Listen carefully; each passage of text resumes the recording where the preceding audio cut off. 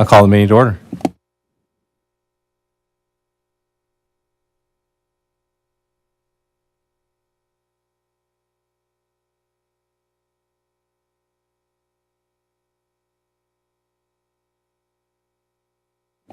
Are we properly noticed? The meeting was noticed according to law. Roll call, please. President Johnson? Here. Trustee Duda? Here. Trustee Harding? Here. Trustee Moody? Here. Trustee Nugent? Here. Trustee Seeger? Here. Trustee Wisniewski? Here. All right, so a couple of administrative items. First, I apologize for the heat, and our room is in a bit of disorder as we're going through remodeling. So thank you for your patience with both of those things. I'm about to read my usual long spiel about citizen participation. I know many of you are probably here for one of two topics, maybe both. One is considering ATVs and UTV traffic. We will adjourn to what's called Committee of the Whole, where we have more free-flow discussion and less like, no, wait, you're not recognized to speak, only the board can speak, all that. Those rules are a lot more lax. So if you have comments about that, I would ask that you wait until then, and we'll still have you come up to the podium and speak. And then if you're here to discuss the Oakmont Drive right-of-way, that is a public hearing. And again, it's a little more formal, but again, that's the more appropriate time for those comments. If you're here about a different item or you just want to make other comments, then I will read my spiel and you're free to come up. So, per Village Resolution 2017-01, anyone wishing to address the Village Board during citizen participation will be allowed 5 minutes. Your subject must specifically relate to matters under the jurisdiction of the Village Board. Whether on the agenda or not, the Village Board should not engage in a discussion regarding comments because it was not part of the publicly noticed agenda. Upon conclusion of the citizen participation segment, members of the audience are not allowed further comment unless they're participating in a public hearing or specifically allowed by a majority vote of the Village Board due to involvement in an agenda item. Going once. Come on up. So there's a little person icon there. Push the button and the light will turn green. There you go. For this? Yes. Okay.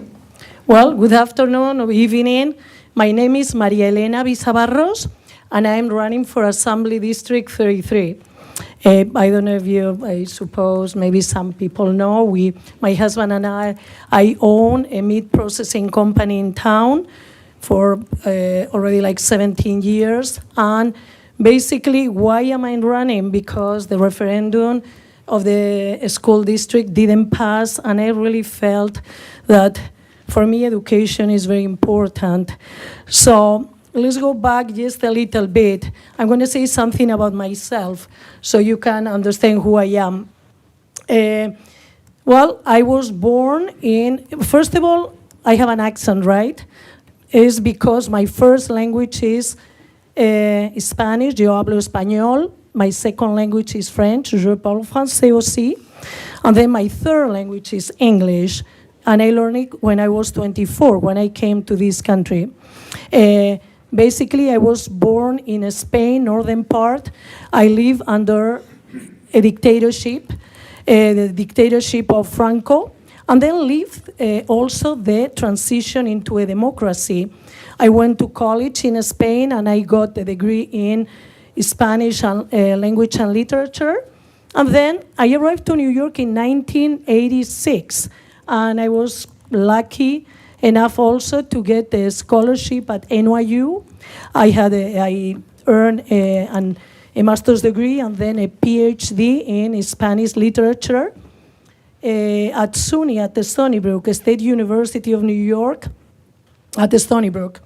So basically, I've been teaching, I've taught for 35 years in colleges, universities, high schools, and even homeschool groups, because I homeschool my children up to high school, and then they went to the system here. As I said, currently I own a meat processing company with my husband, and we work with around 40 different farmers. We create added value products for these small farmers. As you see, I mean, I'm very involved in FFA and 4-H. We've been for the last 16 years. And I'm married. I've been married for 27 years, and I have 2 children.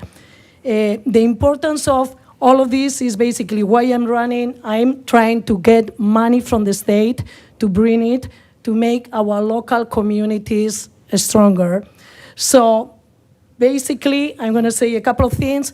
The data centers, the state is giving $1.5 billion in sales tax credit to the tech companies. So I don't believe that Microsoft, Meta, Epic, or OpenAI deserve all that money in credits when we at the local level, Story will be okay with around $25 million and everybody will be happy. So the school district will balance their budget. I went to see also, I went to every school district. So guess what? Burlington, Eastory lost $3 million, but Burlington lost $7 million, $2 million in the vouchers. Vouchers go to private schools and $5 million went to out of district schools, public schools. So in Eastory was $442,000 in vouchers and the rest $2.5 million in open enrollment out of district. So and so forth and on and forth in Union Grove and Lake Geneva. So my solution is like we need to stop to give money, to give basically welfare to the wealthy and bring all to our communities. I'm going also, and I went to see the fire department. Actually, they saved my life 2 years ago. We need money in emergency services too. So all the fire departments are really low in money. And I say, what is your dream number, Chief Joe? He said to me, $3 million. I'd like to buy maybe a new ambulance. It's like, great, $3 million. If I get it, you'll get them. So $3 million for the school district, $3 million to the fire department. I went to the library. I said, Miss Sartori, she was the teacher of my children. How much do you need for building a library? 13 million. It's like, you get it, 13, 16, 19, and a few more million for the infrastructure. Let's say 25 million. What is that in comparison to $1.5 billion that we are giving our money to all these rich tech companies? Just to make it sure. And then, of course, I have other issues, farmers, small businesses, healthcare. But I know I went over my time. And I just want to run and get to Madison to stop the insanity that is happening and bring money to the local communities so they can balance their budget. Thank you very much. I left some, August 11th, please vote on August 11th is the primary. And I left some brochures in the front if you want to learn more about me. Thank you very much. Thank you. Other comments during citizen participation? Going once, going twice. All right. I will close citizen participation. We will move on to consent agenda. One motion and a second will approve all the following items. Any item may be pulled from the list and voted on separately. I'll make a motion to approve the consent agenda. I'll second that. Thank you. Questions or discussion on the motion? All those in favor? Aye. Opposed?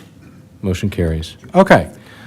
Miscellaneous business. Item 1, consider citizen input related to allowing ATV, UTV traffic on roads within the village jurisdiction. I will move that we adjourn to the committee of whole. Second. All those in favor? Aye. Okay. So how this should work is, like I said, you come up, there's a little person icon, push the button, it'll turn green. I would ask that if you come up, that we be respectful, that we not interrupt each other. If you have questions, this is the one part, and I just read that we won't engage in a conversation. We will engage in a conversation here. That's why we do committee of the whole. I would ask if somebody has spent 5 minutes saying what you think, and you get up and say the same thing in a different order for 5 minutes, that's really not helpful. But if you want to come up and say, yes, I agree with what that person just said, and I want to throw my 2 cents in on it, That's great. So I know it's all hot in here, and we don't want to be here late. So let's just try to be respectful in the conversation. And yeah, so I think as an update, our last discussion at the board, I don't know if you all saw that on YouTube. We talked about right now, we are I think the last, is that right? No? There's another? There's four. Can you hear? In the county here, Genoa City doesn't have, they don't allow UTVs, ATVs. City of Lake Geneva, Town of Lynn, Fontana, and Williams Bay, and then us, so there's 6. Okay. And I do know that obviously the town of East Troy and the town of Troy do allow it on certain roads within their restrictions that they've applied. We've had requests in the past, the ones that have, the last time we took this up was November of 2022. Since then, the only request up until the recent one that prompted this was all requests from people who did not live in the village. But we had a request from residents, so we are reevaluating this. No decision will be made tonight. We actually can't make a decision in a committee of the whole. We will adjourn and when we're done with this discussion, and we'll give possible direction to staff based on what we think. Chief, can you share, is there a lot of consistencies between the different municipalities, or are there differences? I mean, are there multiple ways we can look at this? Most of the ordinances for the other municipalities, I'd say 90% of it is all similar. And some municipalities you have to be 18. Some of them are 16. You always have to have a valid driver's license. Some of them, anybody under 18 has to have a helmet on when they operate it. Or if you're a passenger under 18, you have to have a helmet on. Those are just some of the differences you might find. But other than that, everything is pretty much standard, and they adopt the state statutes. Do they limit roads, though, within a community? Can you do it on some roads and not on other roads? They do limit it. You can't do them on state highways. So there's no state highway in Walworth County that's allowed, so it's not allowed on 20 now. You can do county highways, but there's you have to adopt the county thing or something. You have to do something with the county. Like, so if they wanted to go through ES and go through the square back out, they'd have to, we can do that. But Highway 20 is a no-go right now, so. Thank you. Good question. We can, if there's streets here in the village that the board doesn't feel it's necessary to have them on, we can, take those off the map, so. All right, so I'll open it up to first come, first serve. Again, please try to limit the amount of time for your comments and repetition, and we'll start. Hit the button there, please. So I've done this. Yeah, and if you could, please just tell us your name. And Sure. My where name you is live. Vicki McCone. I live at 3019 Main Street here in East Troy. I am a village resident, and I was happy to hear that you said that the people who brought this to you were village residents and not out-of-town folks. So when people are coming up here and talking to you, I certainly hope that those people are people that are living in the village and that will be dealing with the consequences of whatever our decision is one way or another. I think that's something really important to me. I have 3 concerns. First of all, I love UTV out in the country. I have a great time. I think it's fun. I enjoy it a lot. I just don't think the village is the right place for it. I think I think there's a safety issue. I think there's a noise issue, speed discrepancy issues, and I'll kind of go through some of that. So what I heard you say, Officer Swindrowski, when I did some research today, what I had found out was that for a UTV, you have to be 16 and older.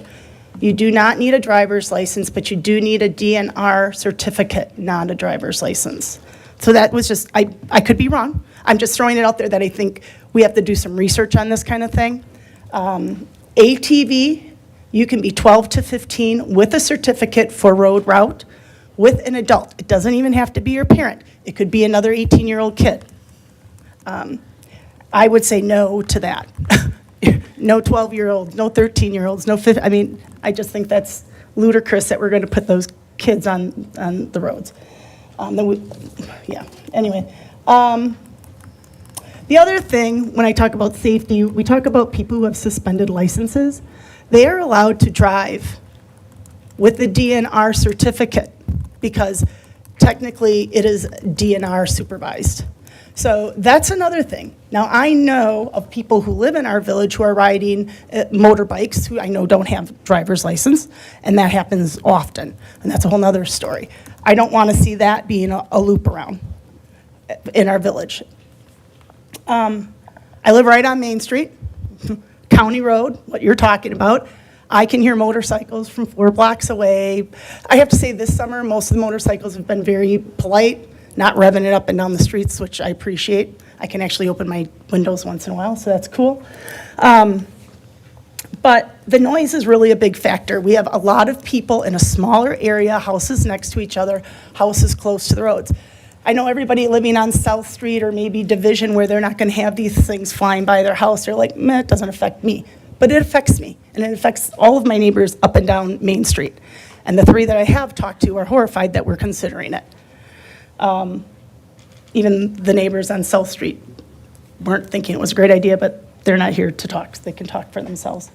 I just think it's really important that we preserve our local peace. It's a lot different when you live out in the country. My folks live out on Hargraves and Spring Prairie Township.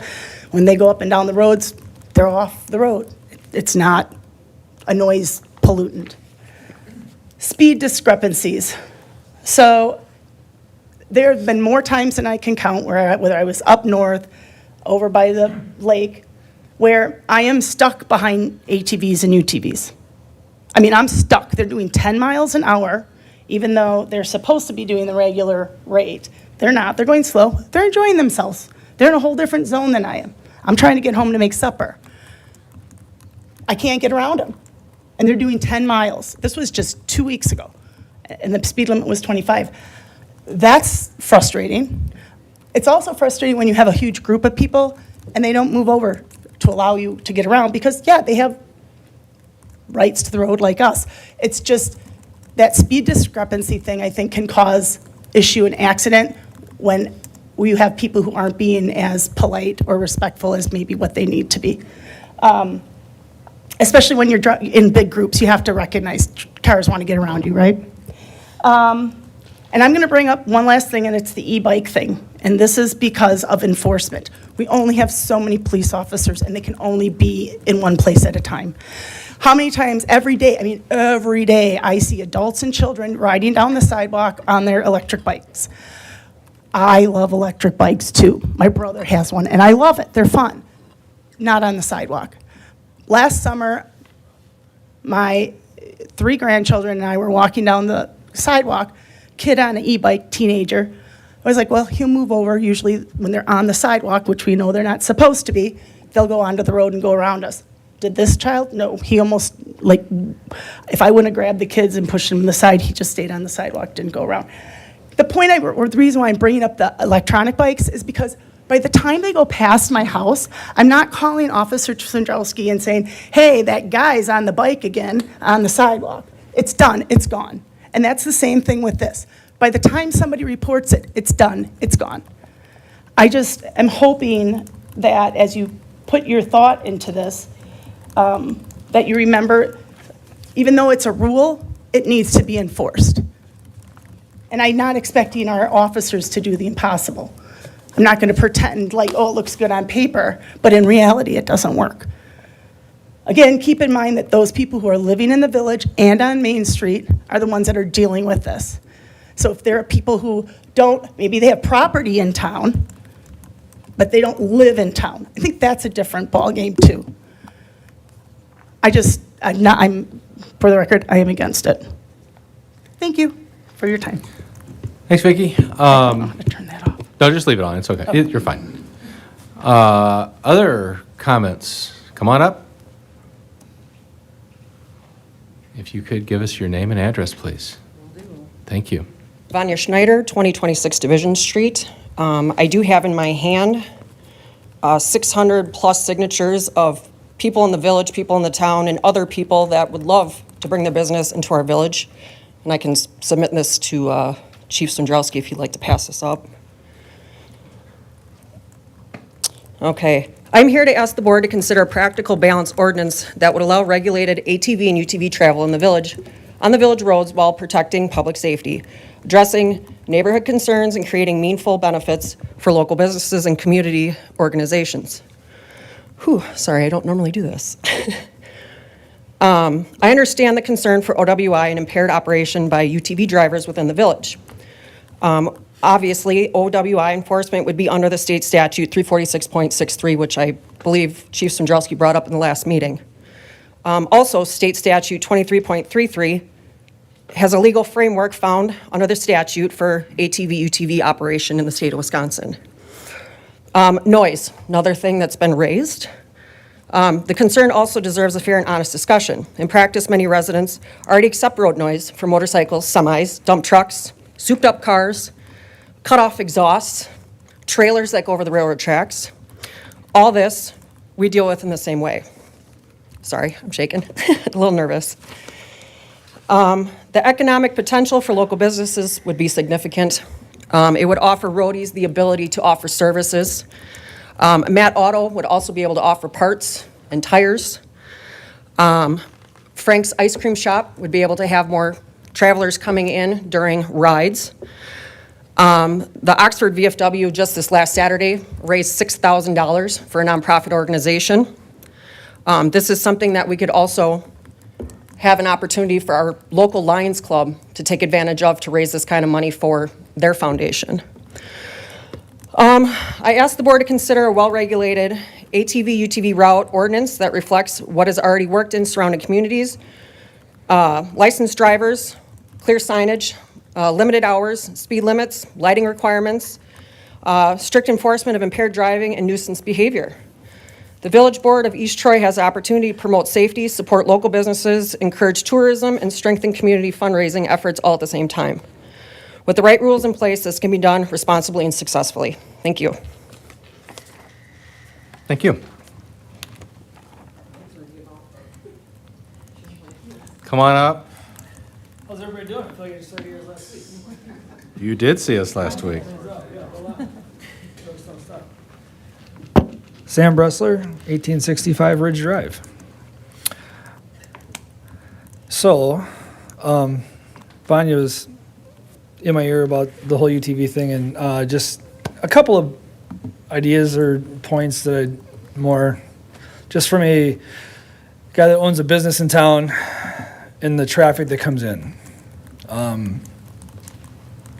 In my business, you try to throw 100 things against the wall, and if one of them sticks and it can make you an extra $5,000 for a whole course of a year, you keep doing it and you try the next 100 things and everything else. The ATV, UTV thing, I'm really kind of in the middle on. I understand Vicky and her points tremendously. Respect Vicky very much too. If done properly, with specific routes and policed and all that kind of stuff in a correct way, I will tell you would be an asset to anybody who owns a business on the square, without question. If it can bring 20 more people to the square that are going to stop at my bar and spend $10 a piece, that's $200 a week times 52 weeks. That's just numbers, right? Obviously, the chief has, the noise and all that stuff to deal with. I've heard Harley has ripped down the street probably 3 times as loud as any ATV, UTV I've ever heard in my entire life. So the noise thing is an issue, but in the grand scheme of total sound, output, I can't honestly say I think it's going to be an issue. But obviously we've never done it in East Troy, so who knows? I think it is worth a try. And I'm not speaking for everybody who's downtown in the village, but I just know my business. And again, if I can bring 10 people to my bar every week to spend an extra $200 times 52 weeks, that's $10,000. And that's just simple numbers. again, I think it has to be done respectfully and very calculated as to how they get in and get out. I actually don't think they should be able to go down Main Street. And I could be wrong here. I don't think a 12-year-old can actually be on a street on a ATV, UTV. I think, not,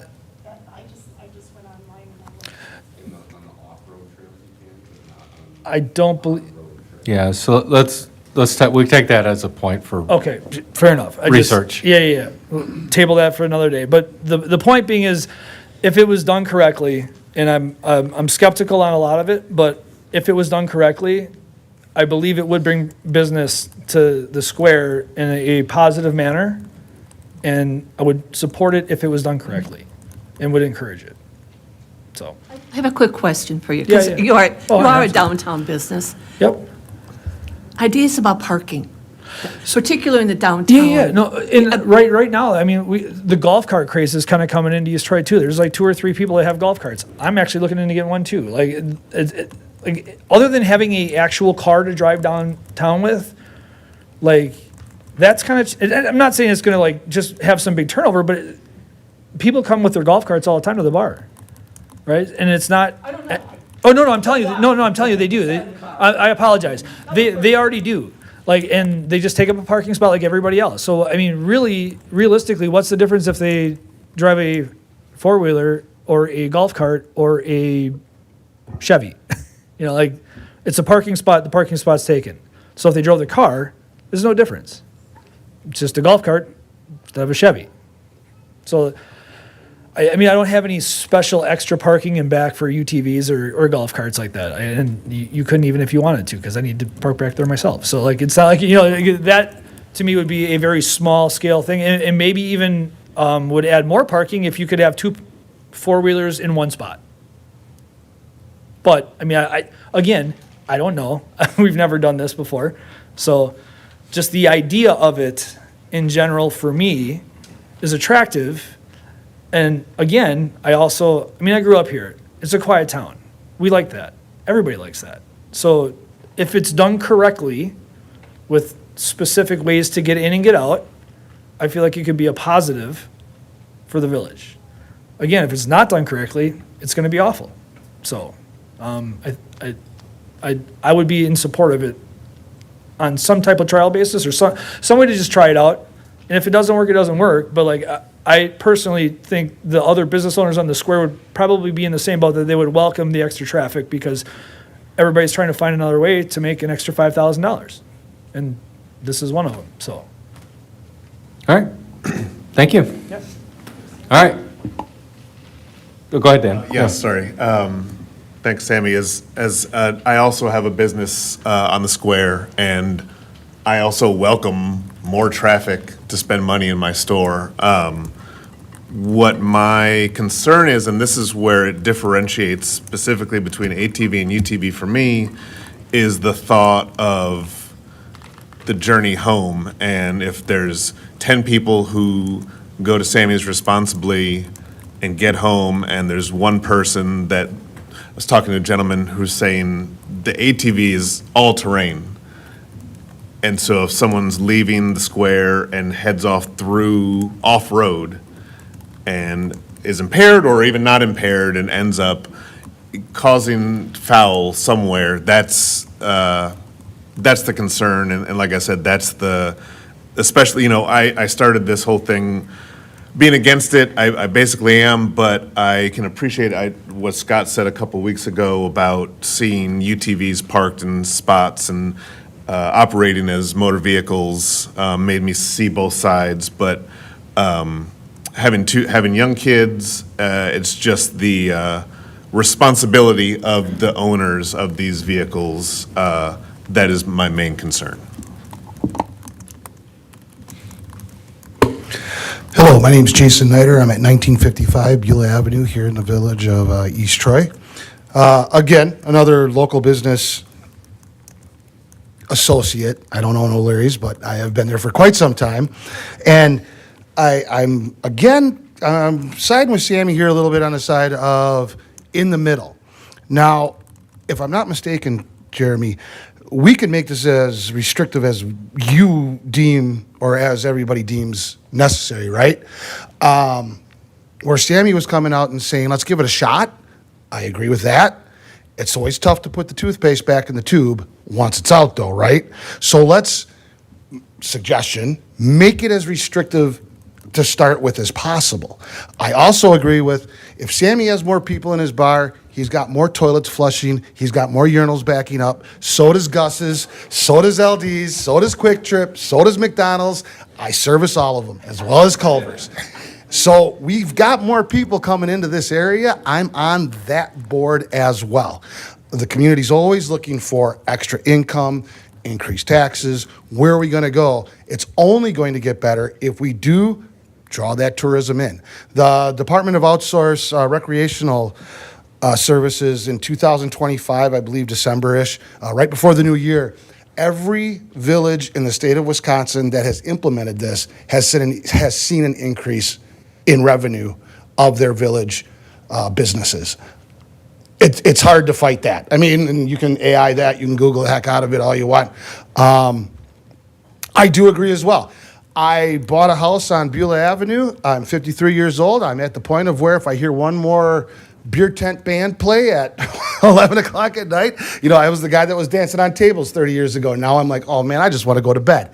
So I get the point of the noise and where it's at. But I'm also from an old motorcycle family. My dad, Marshall, was a big gearhead. He liked cars as well. Boy, I've been on four-wheelers and UTVs my entire life. They're not as loud as every Harley that comes down Main Street, that comes down Division, that comes down anywhere. And we've been dealing with it our entire lives. Does this have a timer on it? I don't want to take up too much time. But one of the other things is I'm also old enough and I've been around long enough to remember when we stopped the Grateful Dead from coming into the village of East Troy and the impact it had on Giles, on everybody that was here.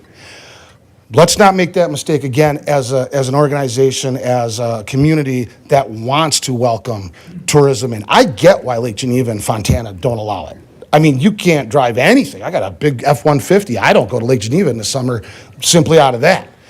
But on a year substantial basis so that it's not just the summer and UTVs can be used year-round and it's a recreational device to get people around and do whatnot, I think it's something we should at least investigate and give a shot as well.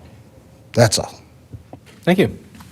I was waiting to understand how there was a positive to all the bathrooms backing up. Thank you for enlightening me on that. Just takes a minute. You'll get it. All right. Hello. My name is Mike Marks. Now, technically, I am not a village resident. I live in the town, but I own my property. 5 acres of my parcel is in the village. It's located right behind the apartments off of Division. And just a couple things to say in rebuttal to what Mr. Moody here was talking about with, people going to Sammy's and maybe indulging in a few too many. Sammy's people won't let that happen, but if it maybe one of the other places does, there's little difference in getting into a UTV compared to a truck, a car. If they're gonna do it, they're gonna do it no matter what they're gonna be in. And when you look at it as an aspect of, the village recently opened up for golf carts, I can tell you right now that my UTV is probably 10 times safer than someone getting into a golf cart and doing that as well. If you look at, like other people have said, all the surrounding villages and the amount of revenue that has been brought in, it can get to be a very, very good number for the whole community. I look at it as it gives people things to do as a family. I have 3 kids, and we love just jumping on the UTV, and we'll ride for hours, And you can't do that when, for example, I have a 2-year-old that we have a car seat, and she has a helmet, and she can legally ride in the back of our UTV, and she absolutely loves it. And, you know, like I said, it brings more things that people can do as a family to help bring people together. So, I have a question for you. Yeah. You may be surprised, I don't own an ATV or your TV. you want to buy one? I'll sell you mine. And I can buy a new one. Old people like me? Well, we'll go there. You specifically keep mentioning UTVs. Do you differentiate having UTVs versus ATVs? They are Is They there a are very difference you think? different. Okay. An ATV is typically, unless it's manufactured to have a two-up seat, is only going to have one person on it. And a UTV is going to have a cage around it and can hold anywhere from 2 to 6 people. So, you know, I look at it as there are a lot of communities that have started out with just allowing UTV and not ATV, which, you know, if that's kind of what Sammy was saying, you know, an option of how we can start things and be very restrictive as well as what the other gentleman was saying, you know, there's always that possibility, so. Like I said, I don't ride them, so it's safety features. A UTV is, in my opinion, a lot safer for people because it does have a full roll cage around it. But it all depends on the people that are driving it as well as the people that are driving around them in a Volkswagen that might hit them or something else. You know, unfortunately, it goes to this gentleman here and his team and being able to police and regulate everything, so. Thank you. Thank you. So, Chief, could you just take a moment to clarify, I think also about golf carts, because those are allowed under federal law, right? That's Yeah, not so something it we isn't, declared. the village hasn't authorized golf carts on village streets. Those are they're street legal golf carts, and they're considered by the state low-speed vehicles. So they are registered through the state of Wisconsin like your regular motor vehicle. They're considered a motor vehicle. You can't drive them on any street over 35 miles an hour. And they meet federal standards as a motor vehicle. That's why you'll see they got the regular license plate on the back of it that says low-speed vehicle, and so everything's registered just like a regular vehicle. So that's why you see those golf carts on village streets, but like a golf cart that you get out at Alpine Valley when you go do a round of golf is not something that's allowed here on village streets. In regards to that, I do believe that you can, well, not you, but UTVs can be considered a low-speed vehicle as long as they have the turn signals and can be registered in the state that same way in some municipalities. They have to meet, to get the registration through the state of Wisconsin, you have to meet the national federal standards for a motor vehicle. So I don't know if UTV's got everything on those that meet that standard. I don't know for sure. I'd have but to look into it I more. have heard it before of other municipalities Right. following that low-speed vehicle course of action. Right. Just real quick, since we're talking about safety on these, DNR did release new regulations effective June 1st. Updates include operators and passengers are required to wear a seatbelt in a UTV. Potentially causing damage with an ATV or UTV can cost you more than a fine, up to 3 times the cost to repair the damage. ATV or UTV operators may not tow objects bearing any person on a trail or route. Towing persons on ice is limited to 10 miles per hour. UTVs now have window tint restrictions. So that was on the DNR's official website. And there's a whole PDF with lots of details out there if anybody's interested. So, sorry. Please go ahead. No problem. Good evening. My name is Rich Prosser.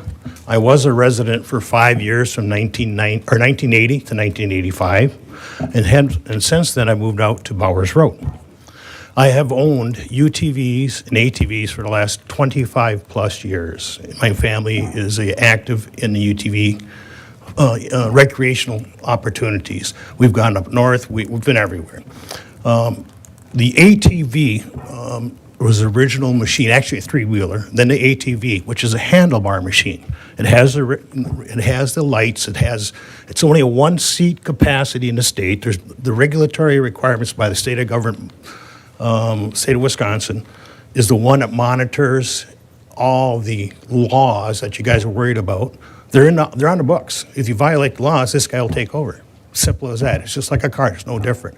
But a handlebar machine is a four-wheeler, one-seater, unless it's built to handle two seats, and it's got to be from the manufacturer. The UTV, as this other gentleman said, it usually has ROPS, rollover protection safety. It's got a 3-point harness. You can also get, actually, it's got a lap belt or a 3-point harness, and we all wear them. So safety is paramount when we're riding. It's always been and always will be. The speed limits, you have to monitor. You can't go off and not go, you have to go the speed limit, whatever it may be. So here in the town, it's 25, 30, 35, and 45. So they're never gonna go any faster than that. The noise, Harleys, they make more noise. Ram 1500 with a tune exhaust makes more noise. So there is no noise issue. That's something that should be not even really looked at or concerned, because they are quiet. They're very economical. They're cheaper to run than a car. If you're on a budget and you want to go to the store, get some groceries, jump in your golf cart, jump in your UTV, let's get something. It's cheaper to do. It's easier to ride. You have better visibility.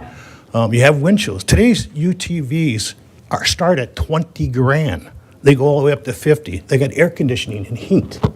I mean, if you haven't seen them out there, it's taking the industry over. All recreational vehicles, bar none, UTVs, ATVs, outselling everything in the state, and that applies to all 50 states. It is just taken over. The resorts up north count on them. Snowmobiles, dead. Once you go up north, and the other law on the books that you're not familiar with possibly is that any numbered road, Highway 11, Highway 20, anything that's got a number, it's against the law, you can't ride on them. And everyone that rides machines knows that. Also, everyone that rides machines stays on the designated trails because landowners give us permission to ride across their land. And only the few idiots that this guy has to get involved with ruin it for everyone else. So the safety, the noise, and the economic activity that is generated is incredible. I've been on so many fun runs to raise money for whatever it may be. And we go from business to business to business. And there's a group of us, and we could do that here in East Troy. All of Jefferson County is open. Our county seat, Elkhorn, is open. We are in a little island here in East Troy. Everywhere around us, I can ride. Okay, I'm 71 years old. I love to go ice fishing. And I've got a lot of friends that like ice fishing. I can come up from Bowers Road all the way up to the school. I have to take a right. I can't take a left in Town Ride Road and come into the village. But if I take a left, go down Booth Lake, hop on St. Peter's Road, now I can get down to Lake Beulah. Two roads, no matter what comes out of tonight's outcome, St. Peter's Road and Town Line Road should be opened up. That way I can go from my house with my fishing gear, and this is about me, of course, and about my friends, and go ice fishing. You know, that's one of the things that I can't do right now. I have to trailer to the landing. And then again, as you get older, trailering is not as much fun as it used to be. I'd rather just jump on my machine, get with my eighth gear, go down ice fishing. I can do the same thing in Booth Lake too.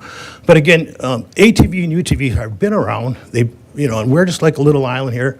And I just think we're missing the opportunity to help grow our community exponentially, especially when it comes to people coming into town. And just, like you said, the ice cream shop, the bars, the restaurants, the gas station. Right now I got a trailer or get a 5-gallon tank, go to the store, pick my gas up, then pump it into my UTV. If I had the ability to go down St. Peter's Road, I can pick up ES and come to Quick Trip. I'd like to go through town. That'd be nice. But again, I want you really to consider that. Yes, I do live in Bowers Road. No, I'm not a resident, but I've been participating in this community since 1980. Every Cub Cadet that I bought from Dale, and that's 5. Okay, I support this community economically, and I will continue to do that. And really, this is another opportunity to support your businesses around town and allow people of my age group, and that's another thing, most of those machines, a kid at 12-year-old is not going to be driving a side-by-side. I mean, my kid never drove my side-by-side. It's adults, 40 to 50, 60-year-old men. And my wife, she drives. We love it. So we're very responsible. And most of that age group is very responsible. I think your concerns about running off-road and being an idiot is valid, but that's what he's for. Get rid of those people. You know, we can't prevent things from happening. That's human nature. But what we can do is help our community grow. So I wish you would endorse this, and at least at a minimum, St. Peter's and Town Line Road. Thank you very much. Always got to advocate for your what you need. That's good. Thank you. Other comments? So I got a comment. Please. So the gentleman talked about the three-wheelers, how they started out. I started out on one of those when I was a kid. It's the best Christmas present I ever had when my dad said, I look out the patio door and see what's in the backyard. That's what Christmas present is. So really enjoyed riding that thing when I was a kid. I have 2 four-wheelers, and I have a side-by-side. I also have a Harley, which is way louder than any one of them. One thing that I have to say is that in 22, I was adamantly against it. I thought that kind of traffic or volume of traffic in our community wasn't necessary, and we didn't need something like that. I've since changed my opinion. I see the way that other communities have been prospering over having that kind of volume in their businesses, and I'm not talking just the bars. I'm talking about going for an ice cream, going to grab dinner. These are not your old three-wheelers like I had when I was a kid. They're not even like the 1995 four-wheeler that I still have.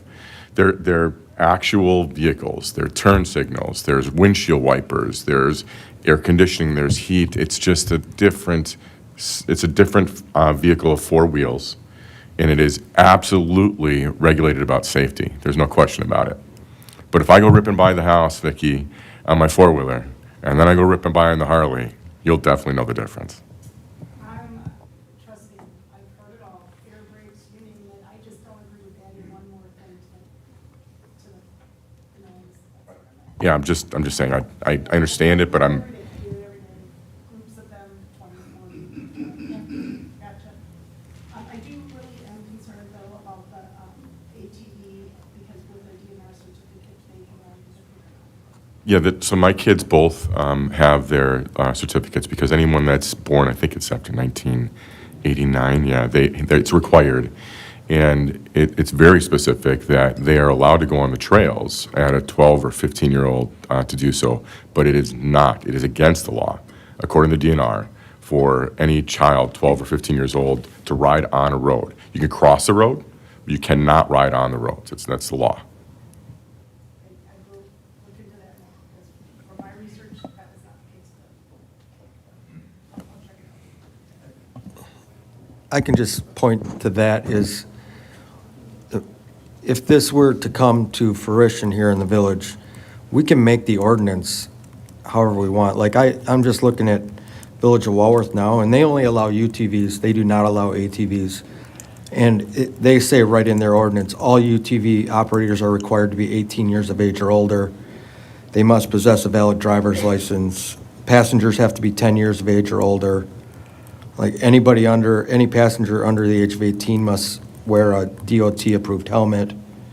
You need to have liability insurance at a minimum. I mean, they listed all their conditions on here. But yeah, so they don't allow ATVs. They are just a UTV community, and you have to be 18.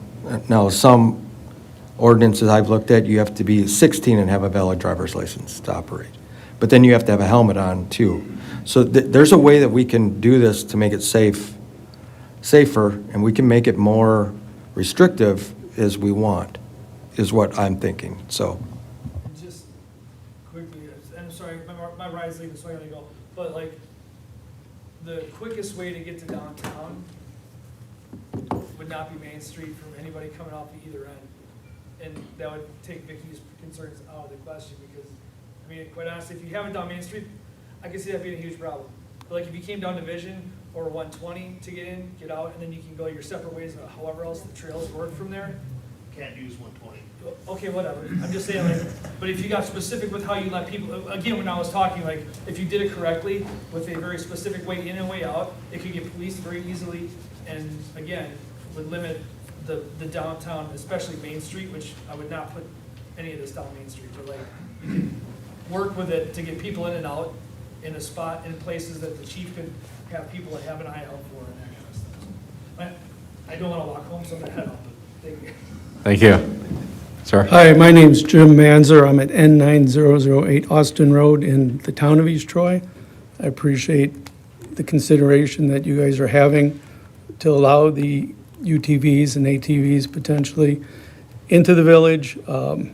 We live here full-time, and just like this gentleman said, you know, I'm not prone to go ripping through the streets or through somebody's yard, but to come into town, to come into the village, and to go to some of our favorite restaurants, to maybe give another gas station other than Quick Trip some business, because that is one place we can get to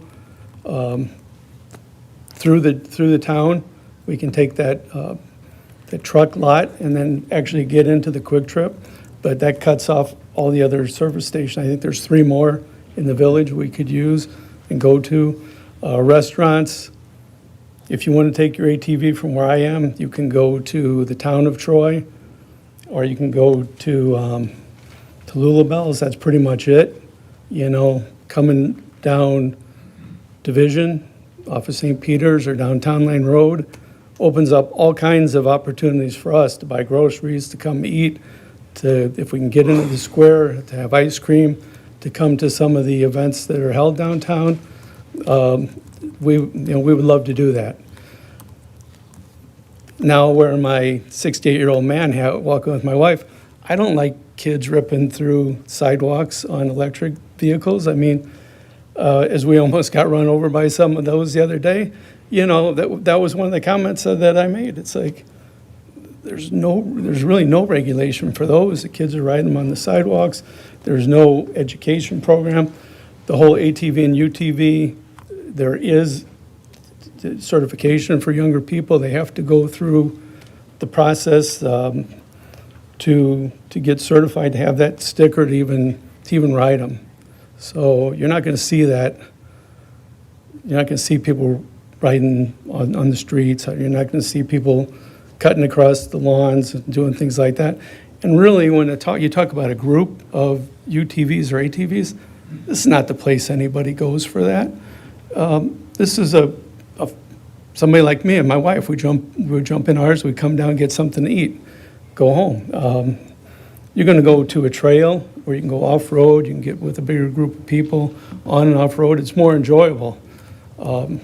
This is more just about the convenience, a little bit of the economy of that, plus from the economics of being able to support the businesses here in the village. We've had an ordinance in place in the town of East Troy for a while now. If anybody has any questions about how that's gone, I mean, as a user of an ATV and a UTV, I can answer those, but I just appreciate the consideration that you've given to this matter. Could I ask you a question? Do UTVs need to have a license on the back? So, for example, the person that was doing 10 miles an hour and refusing to move over and let me pass, I didn't see anything. Yeah, they're supposed to. Minor license, you have to register with the state. You have to have a sticker. There's current stickers, so you have one on each side like a boat. And then you have to put those letters that's on that sticker on the back of your ATV or UTV. They have to be displayed. Now, you don't have to have this, like the low-speed vehicle, you don't have a true license plate, but you just have the numbers. Yeah, it's about, I think there's dimension. Mine's like, I'd say 4x6 or 6x8 or something like that. But yeah, and the kids, I've got grandkids, they're not allowed to touch those things. Yeah, and they're not allowed unless they go through the class, you know? Yeah. Now, I will say one thing. I was at Booth Lake the other day, and we were at the beach, and 16 Harleys came rambling down that road, and they make all kinds of noise. I also have a 50cc scooter, so that thing, top speed, on downhill will go 40, and you can ride that anywhere but the interstate. And I don't think it's safe at all. I don't like being out on those back roads. I can come right into the village with that. And I've seen groups, 20, 30 of those, making their rides through because people like to ride motorcycles and scooters and things like that on these windy roads that we have in this area.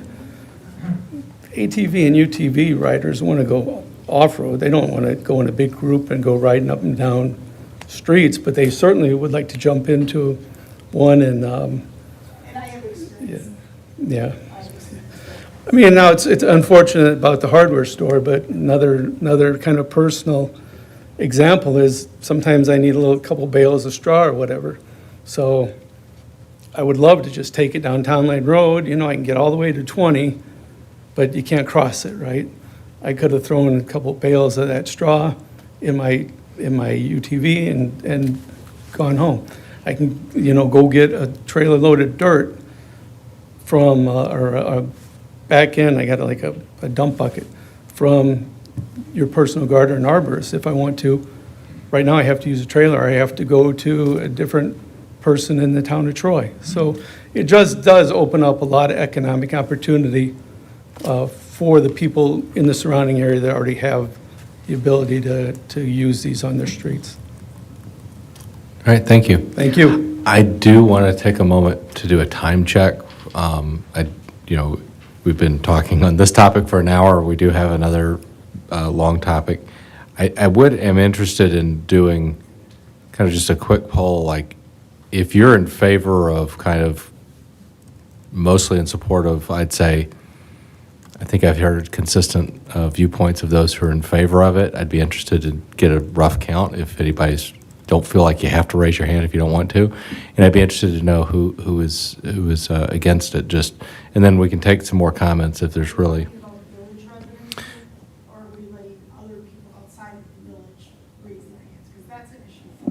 I understand that. I still would just like, just for a moment, just because I think we've heard a couple of people from outside the village, but I think we've also heard from a lot of people in the village. So I just, if those are in favor of it, if you raise your hand, just I get a visual count, and those who are not in favor of it?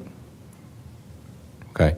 Are there other comments that anybody they want to address or make, they don't feel like have been addressed already? Again, yeah, so we got two people. Yeah, come on up. And I don't want to cut down the debate, but again, I think we've kind of heard a theme, right? And so I'm interested in, just for the heat and all of our time here, and get back to our families, that we hit on some topics that maybe not have been addressed. So sure, please go ahead. My name is Jeff Schwartz. I live on 2913 North Shore Drive in the village.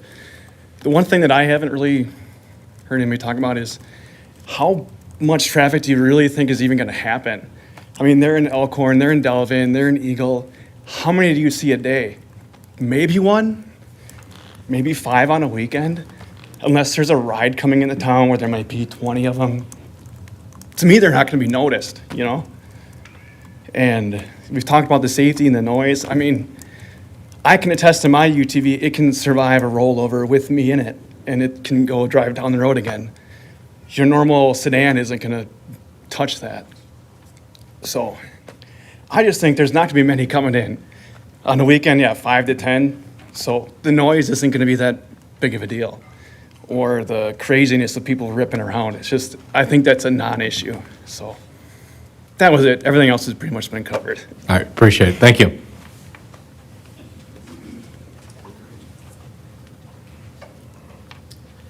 My name is Graham Kent, 3029 Clayton Avenue in the village. I would second that, there's a lot of talk of that could do this or it could do this, but how much is it really going to do? I don't know. However, I'm a vehicle enthusiast. I love the idea. They're fun. I ride motorcycles too. It's awesome. But for me, the basic thing is another thing that was spoken a lot about is, we could do this, is the policing. Sure, we can police it, and you can always say, well, yeah, but that's where this guy takes over. And it's like, yeah, ideally, sure, that'd be awesome. But again, going back to a lot of the comments of I mean, people can't even walk through the village without, looking at their phone and walking out into the road, like, let alone the e-bikes, just about running my 3-year-old or my 2-year-old and 5-year-old over. And I just see too much of that. Like, I see cars blowing through stop signs and not going the speed limit. And there is, I think, and I think there's probably a lot of documentation for this, but you sort of lose the sense of risk when you get on, like, oh, this is just a small, fun vehicle. This is great.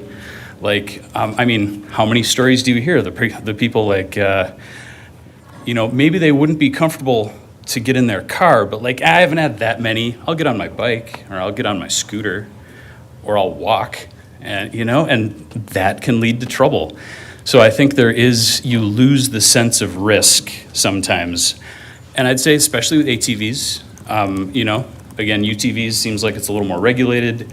And I'm not talking about the safety of the vehicle. I'm talking about on a day-to-day basis when I'm walking around the village with my 2-year-old and my 5-year-old. My 5-year-old knows how to ride a bike without training wheels, and she can follow the traffic laws. But do you know how rare it is to see a pedestrian that can even walk reasonably, or a kid on a bike, or an adult on a bike? I saw an adult on a bike within the last week or two, cruising down the wrong side of the road. There was kids riding on the correct side of the road on bicycles, and he started going off on them, like, get out of my way, get over to the other side of the road. Like, every day I see this, and that's not hyperbole. Every day when I go out for a walk with my kids, it is somebody on a bike or scooter or somebody that just about or maybe it doesn't affect me. Maybe they don't just about run me over, but I see them blow through stop signs, jump off curbs, go all around, or if I'm in my car, I've had kids come down the wrong side of the road and literally force me to stop in the middle of the road because they're too busy goofing around riding their bikes. And then they cruise past me as if this is just normal behavior. So that's a big point for me is, yes, we could police this, but kids on bikes are already running amok. How are we going to police this? I mean, so that's my concern as a father who's walking around the village every day with his kids. So, thanks. Thank you. Other new comments? Yes. Hi, I'm Jeremy Test. I live at 2026 Division. My only thing is I put a club ride together for Oxford, Wisconsin for the VFW. It's been 3 years. The problem is that we've had four-wheelers join the ride, whether it's 2 of them, whether it's 5 of them. The problem is, how do we say if a club comes in, say with 10 machines, but they got 2 four-wheelers? Well, we don't allow them. I mean, what do we say? They're not allowed to ride in the village, and that's the biggest problem. Is how we have people, come to town and say, oh, that's as far as you can go, because the, ATV couldn't ride here compared to UTV. I got a 4-seater. To me, they're pretty safe, but you guys got to remember, too, these things are not $5,000 machines. We're talking 20 to 50 grand. It's not cheap sport, hobby, all the above, So just take into consideration, local businesses will thrive. Start with something, a basic, let's come up with a game plan, see if we can make something happen here.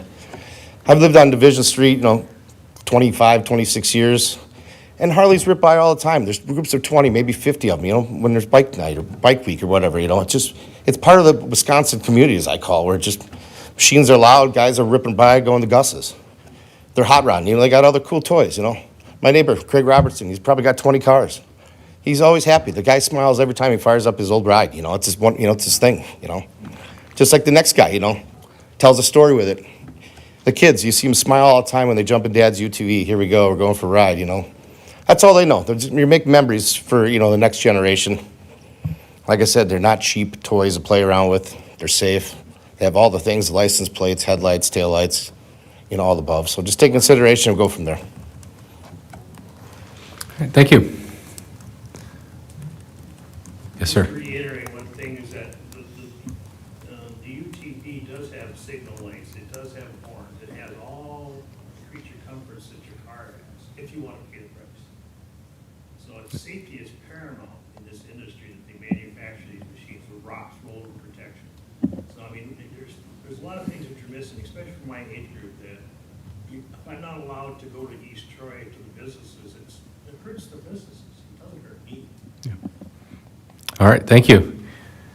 Other comments? Or, I guess, too, Mary has been very good about posing questions as people have come up to ask questions or to make comments. Are there other questions from the board to the residents that maybe have spoken?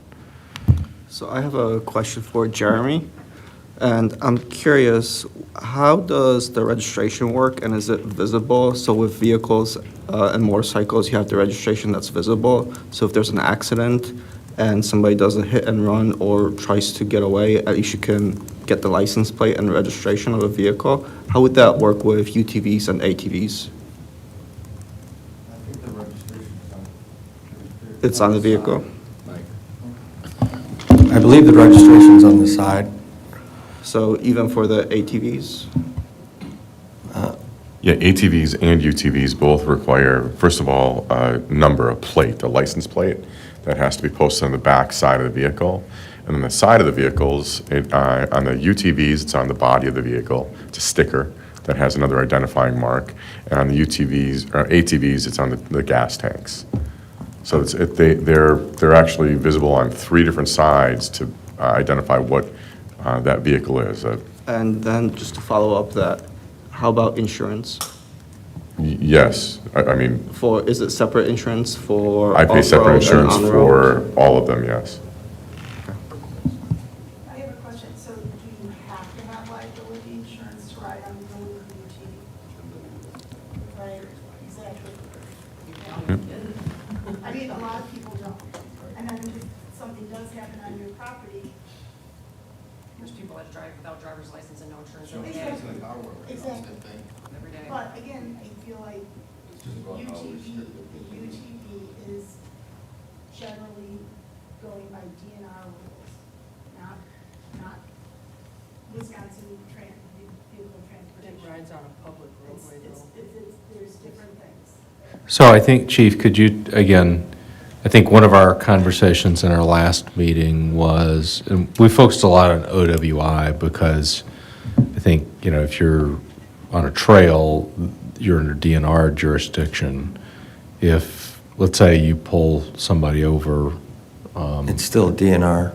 It's still even if under our ordinances, so It'll like be you DNR. mentioned one of the other villages there, the 18 and over, that person blows a .09, then, It's a DNR citation. okay. So you can't arrest them or, Well, you can arrest them on the DNR. okay. Yeah, it doesn't go on their driving record, though. So Okay. they get like an $800 fine instead of getting a DUI? Yeah. And that's why a lot of people with suspended licenses use those. Yes, sir? So as far as the insurance goes, we insure locally here through State Farm, and our insurance is very comparable to a car. In fact, our UTV is on part of our car insurance, so we have our car and we have our UTV together.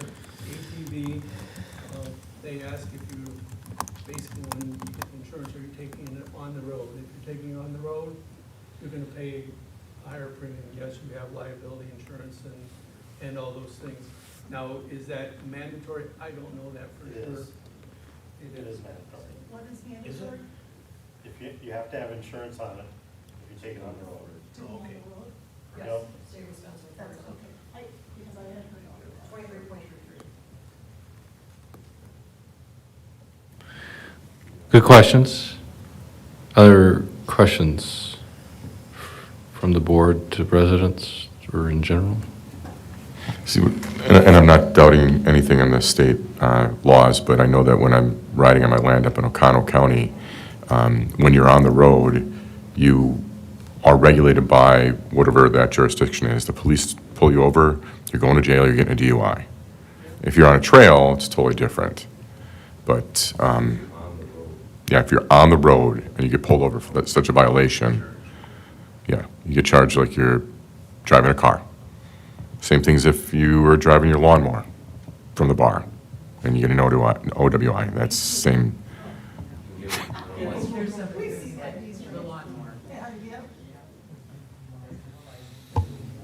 So I had a question on helmets. I know there was a mention about UTV helmets, if you're under, I think 18, is it?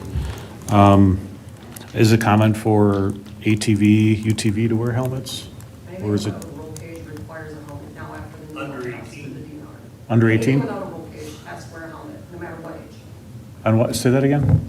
Anyone that is on a ATV or anything that does not have a roll cage is required under the new DNR law to wear a helmet. Oh, okay. Doesn't matter if you're 50 or you're 15, you have to wear a helmet on an ATV. Anything with a seatbelt and a roll cage over, I believe it's over the age of 18, you do not have to wear a helmet, but anybody under the age of 18, you still have to wear a helmet, Okay. even if there is a roll cage. Okay, good. The other concern I had was speed, and, thought about maybe 15 miles an hour, but then I know Vicky brought up the point about people going too slow. So maybe that's a concern. I don't know what that speed limit would be. Would it be 25 or 15 or 35? Or would they follow the speed limit that's posted or anything lower? I don't know. That would be my concern, is the speed, and either not enough speed or too much speed. So, I know when I ride on the trails and/or the roads up in O'Connell County, it's an example that I get to use every time. Any speed limits that are under 35, those machines are regulated by whatever that speed limit is. Anything that's 45 or 55, you may have a separate speed limit sign that identifies that you're only allowed to go so fast. And then it's on the trails, when you're riding past residence areas, they don't allow you to go faster than 10 miles an hour because they don't want to have dust created. Like Elkhorn, they started out at 35, and now they've actually switched their regulations to 45. Just from my experience, whether it was up north, whether it was in Michigan, whether it was around town here, I don't have the problem with you doing the speed limit. It's when you're, Sunday driving and you're doing TV and I've got to get home or get to a doctor's appointment, and then it's frustrating because instead of kind of pulling over and letting cars around, because they have the right of way too, so they're like, do it 30, because that's what I feel like doing. And it's like, I gotta get home and take care of things. So the speed, and then what happens is like, you try to get around them, it becomes a dangerous situation. So, definitely when you guys are talking about the speed, whatever, be cognizant of that. That is a big deal. what about time frame of riding? Is there like a dusk to dawn? Is it 11 p.m. so you can ride at night? Is that a concern? The town rate outside and 5 a.m. 5 to 11 p.m. year round? Okay. Chief, are there restrictions on open containers? Yeah, you can't have open containers. It's always the same laws as your motor vehicle. Just gotta follow the law. All right, so I don't want to close the committee of the whole, but I would like to have a discussion with the board here. What's the board's pleasure for direction back to staff? Is it leave as is? Is it propose something? Still have questions, need research? Where do we go?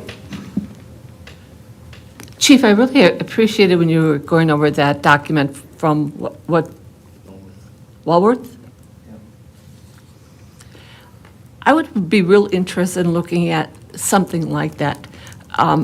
Tonight I've been trying to make like pros and cons and other things to think about, so I need to process.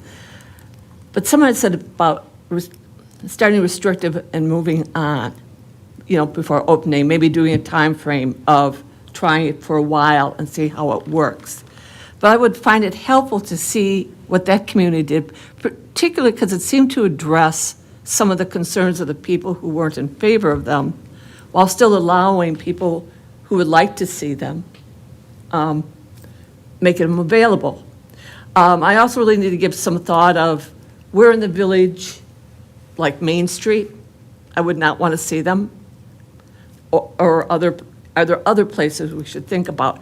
So to me, it would be helpful to look at that so I can help form some thoughts and maybe bring it back to the next meeting. After, as I said, I need to process some of this. The other thing I really appreciated, Scott, I was always thinking ATVs when we started this discussion.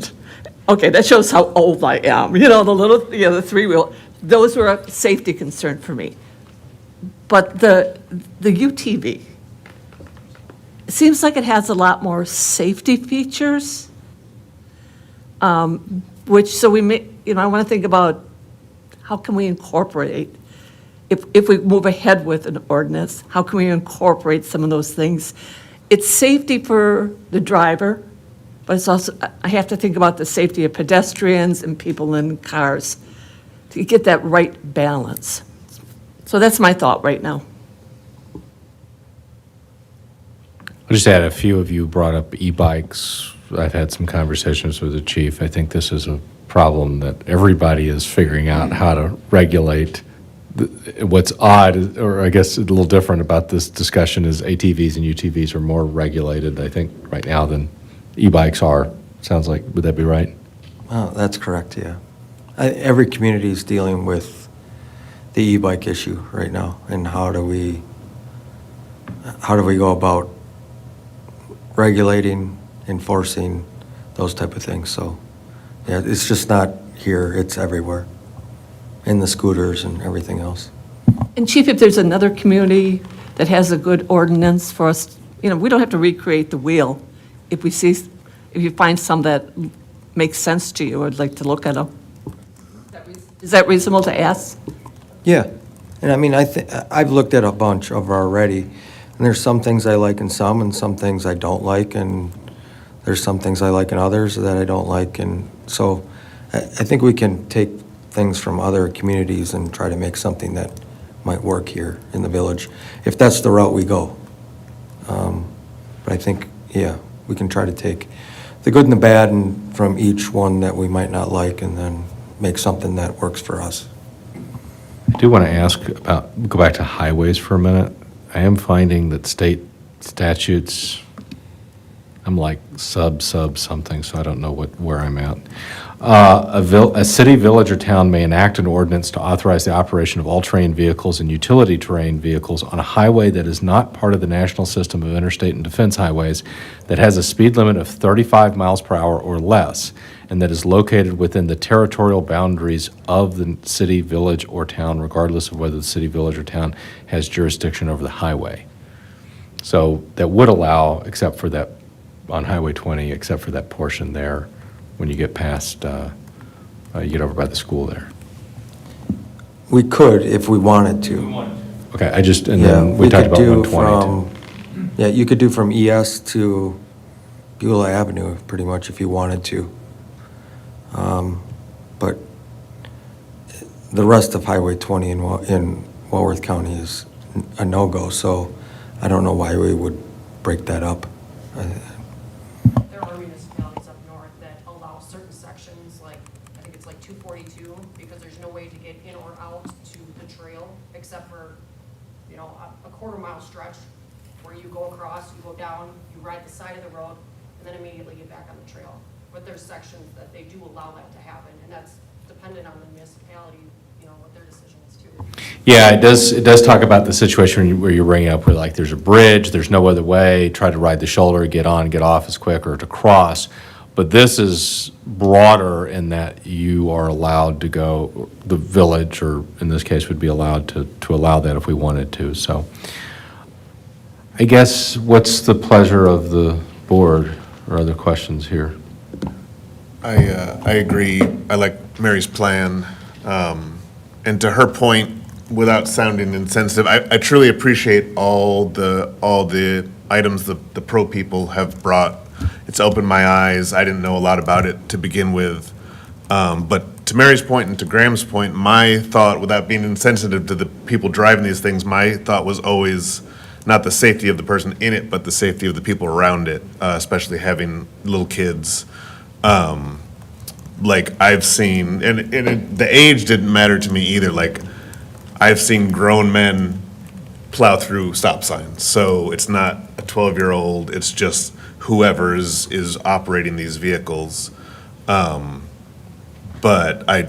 just to go back, I think getting more information about these ordinances so we can make an informed decision whatever it may be that's best for the village, I think is a good plan. Yeah, I'll go. So a couple months ago, we talked, I was kind of indifferent on pros or cons, whatever, whatever we came up with. But just, listening to people tonight and really understanding that, okay, there's other municipalities, there's other, there's other areas within, East Troy that, there's a benefit to that. And so I feel like we're getting passed up. It's a competition, we're in competition with other municipalities, so I really think it's important that we look at this and have some kind of ordinance for it. I'm for it now. I think it's a good idea, but with some limitations, definitely. ATV and UTV, I think is a good option for the village.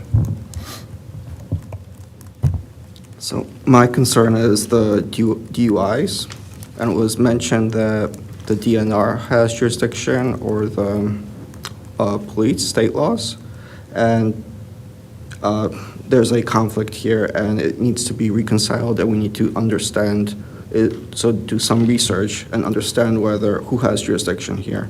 Because if it's the DNR and if you are drinking, which is the main purpose of what it seems people would be using this, is to get to the town center. And if they can do this repetitively with a DUI, without it being acting as a DUI, then that's a problem in my view. So I think there needs to be further research on who has jurisdiction.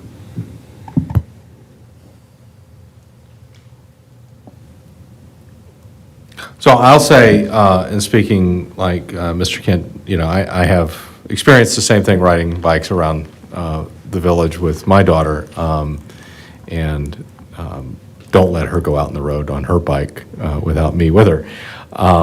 That said, I think your comments are fair of just, let's let you figure it out. You figure it out. Well, but also I think those who are in favor of it this evening have been,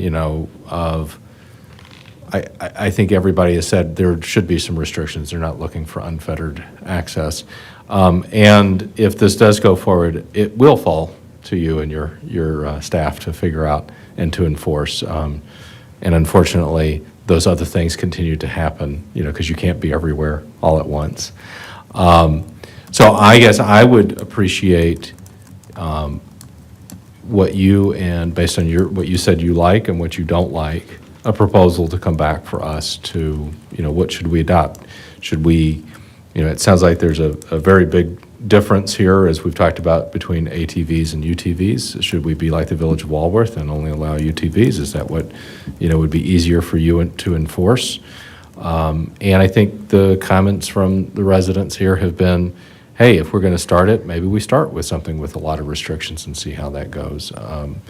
And I think we can also have some discussion with you about metrics or reporting. You give us a quarterly report. Should we have a little breakout or something about, if we did go down this path, what would that look like in terms of we're seeing issues? Because if we do see issues, then yes, someone said it's hard to put toothpaste back in, and that's right. But we can make changes to that. So I know I was not in favor of it either, but I think there's something here for us to take a look at. So I'm not a UTV owner or ATV owner, so I did some research on my own to find out there's 20 different municipalities in Walworth County that actually have ordinances already, so there's a lot of information out there for us to study and come up with an ordinance. I've talked to more residents that are for it than are against it, so I would have no problem with it. Not that I would ever own one or do anything with one, but I mean, if the majority of the residents want one and we can come with some common sense ordinance, I would be for it.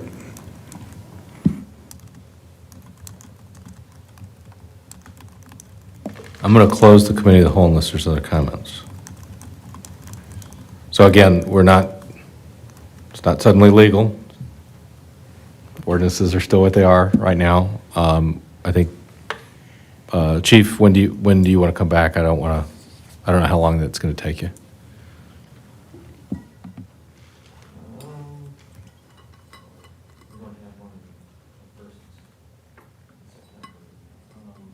September 1st? No, it's Labor Day. We don't have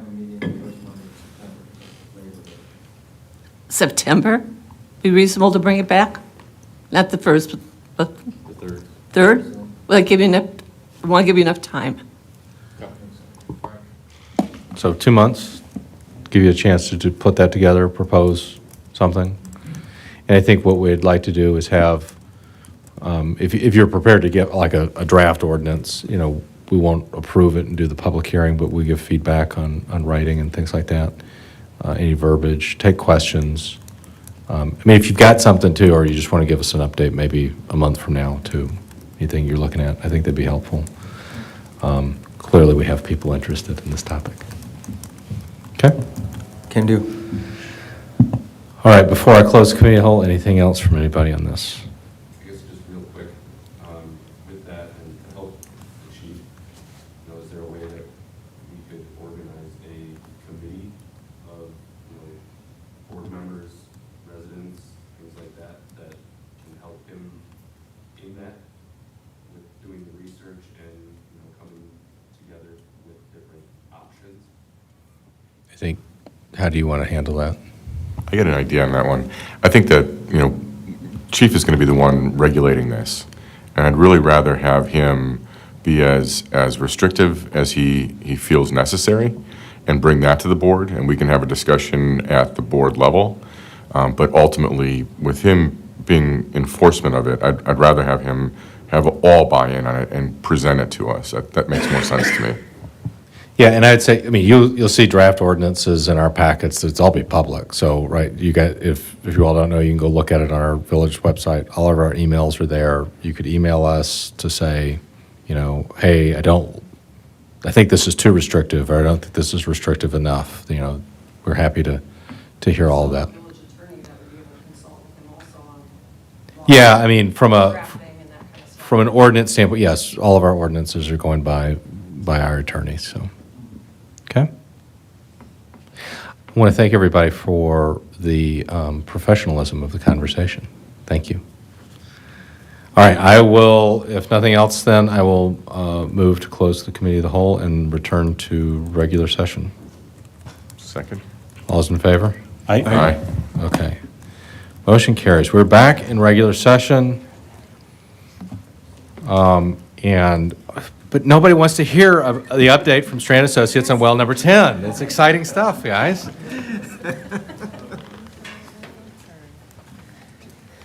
I think, we'll go through this, yeah. Okay. Good night. Don't be offended. Yeah, oh, no, I'm not offended. I love it. Civic engagement is the core of our democracy, so love it. Okay, so I wanted to come back and bring an update on well 10, and I'm going to, you could, Eileen, if you wouldn't mind jumping right ahead here. DNR regulations require action while funding requirements condense the project sequence. What that's alluding to is there are two different branches of the DNR. There's the technical branch that kind of works on the water quality issues and, you know, has the PFAS regulations that we have to be prepared to comply with. And then there's the funding branch. And we're kind of thrown a curveball here as we were making application. And the normal timeline for delivering a technical project doesn't quite align with the timeline for the funding of the project. So we went ahead and made the application, brought this issue to Jason's attention, and I think we decided we wanted to handle this in two board meetings. One to just tonight make you aware of the issue, and then you know, give you some time to contemplate that before asking you to take any formal action. So that said, I'm going to try to cover this in about 10 or 15 minutes. If you have questions, feel free to stop me, but we can go ahead to the next slide.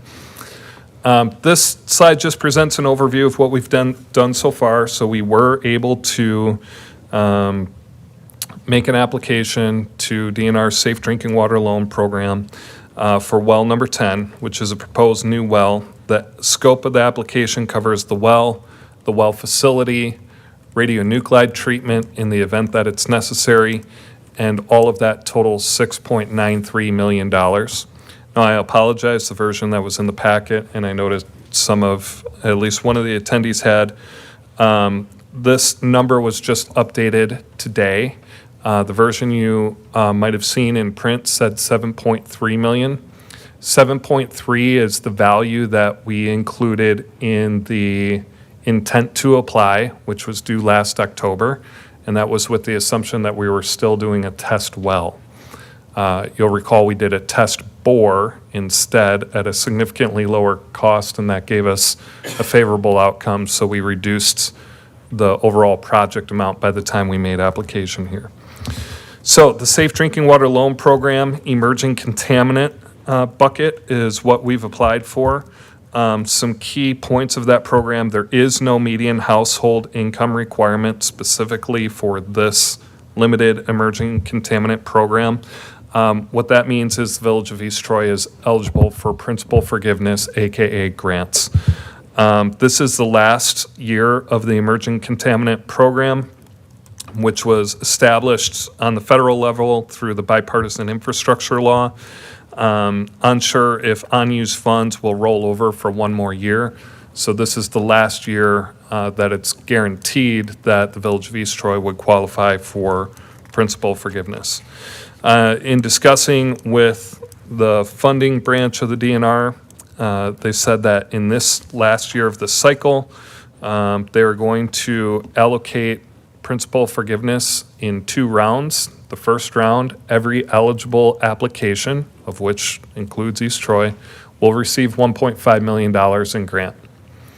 Then they will go through and make a second pass based on priority score, funding up to 70% of the project cost, capped at $7 million per project, until the funds run out. One more key point that we needed to clarify is what happens if a project were to come in under budget. Does that mean that the grant money gets deobligated first, or do the grant and loan get reduced proportionally together? The answer is the grant and loan are reduced proportionally together. So to keep it real simple, if the project received 70% principal forgiveness, but the project comes in less than 6.93, let's say it comes in at 6.0, at the end of the day, the funding package would still look like 70% of whatever that new total project cost is. I've included here the range of principal forgiveness that can be expected. As I said, 1.5 is what they've indicated is the low end of the range. The high end, 70% of the 6.9, the updated value, is 4.85 million. I personally think it's unrealistic to expect the top end of the range. I'm just presenting that to you as it was presented to me. I think it's going to be somewhere within that. What if it is higher? Would that 70% still apply? If it was 8 million? That is a good question. So we've already included in this a 15% contingency. If the project comes in over budget, I don't think you get extra principal forgiveness, but there's always some reconciliation from DNR in this program as things are wrapping up. And what I mean by that is you have to submit all your final project costs before construction is done, and that's what they base the funding package off of. And then they come back at the end of construction and kind of do a final reconciliation. If the project came in over, I would assume that it's just more loan and you're not eligible for more principal forgiveness unless there's another project that came in under budget within the program that freed up some principal forgiveness that could get reallocated. The 2 variables really are score, right? How our project scores. Yep. And then secondly, how many projects there actually are. Right. On that 6.93, like you said, this includes possible radionuclide treatment. What's the rough, out of the 6.93, how much of that is anticipating that? You know, I realized when I rolled into the parking lot, that was a likely question. I don't have the exact value, but I'm going to say on order of $2 million. Okay, so if we got lucky and there's really not radionuclides that we have to treat, then that would be an example of what this would come in under, okay? Right. And then lastly, the last bullet point was somewhat disappointing news, but I wanted to share it nonetheless.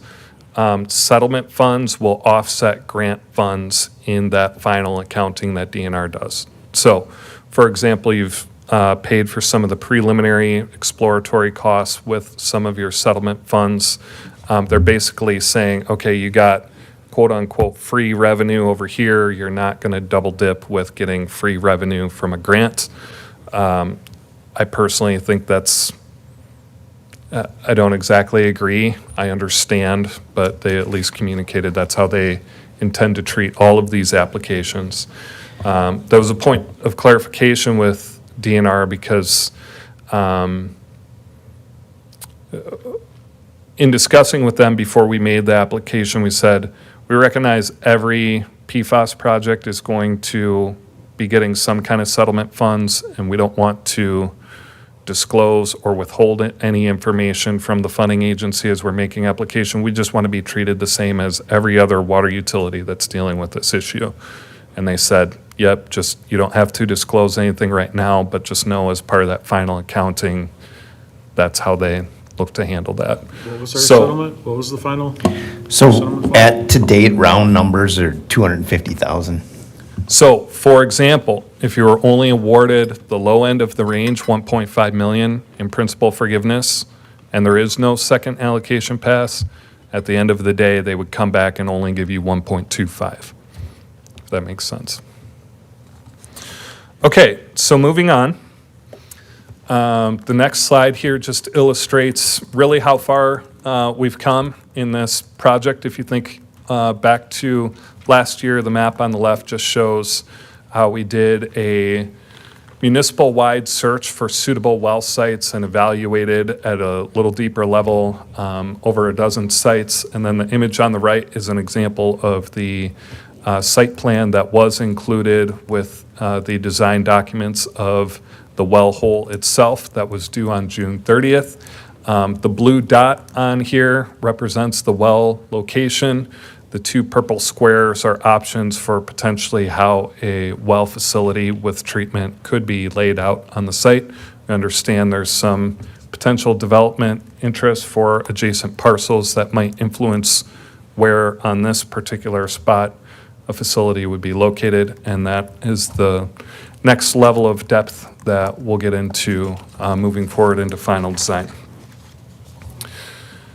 Normal well project sequence has the well facility design follow well construction. So you can think about this somewhat logically. Normally we would do the siting study, pick a site, do a test hole, go ahead, design the final well, bid it, construct it. When that contractor is test pumping that final hole, they give you the final water quality parameters, and then you would design your facility around that known water quality issue. But if you go to the next slide, please. This graphic is very busy, and I won't go through all of it, but it explains the Safe Drinking Water Loan Program process for a well project. And this kind of gets at the crux of where we're at. This graphic comes from DNR.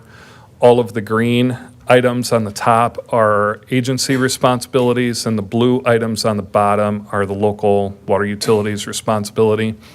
I'm just going to talk through because I recognize it's hard to read, but on the bottom left, the first action the utility needs to take is making the intent to apply in October. That was done.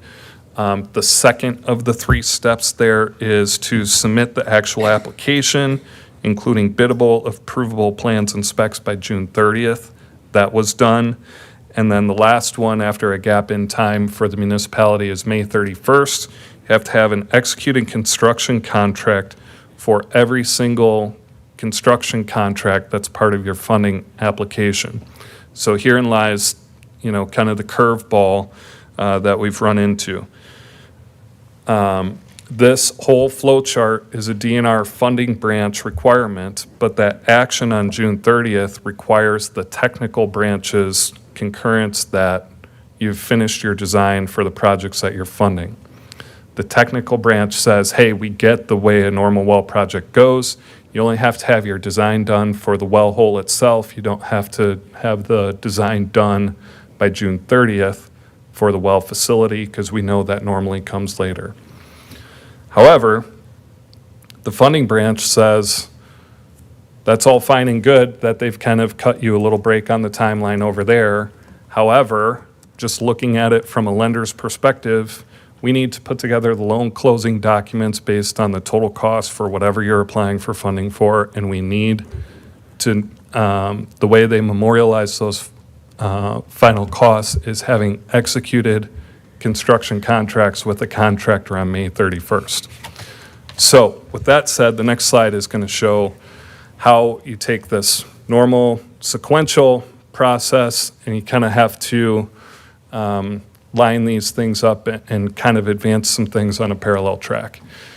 So on the upper blue line is normal well project activities.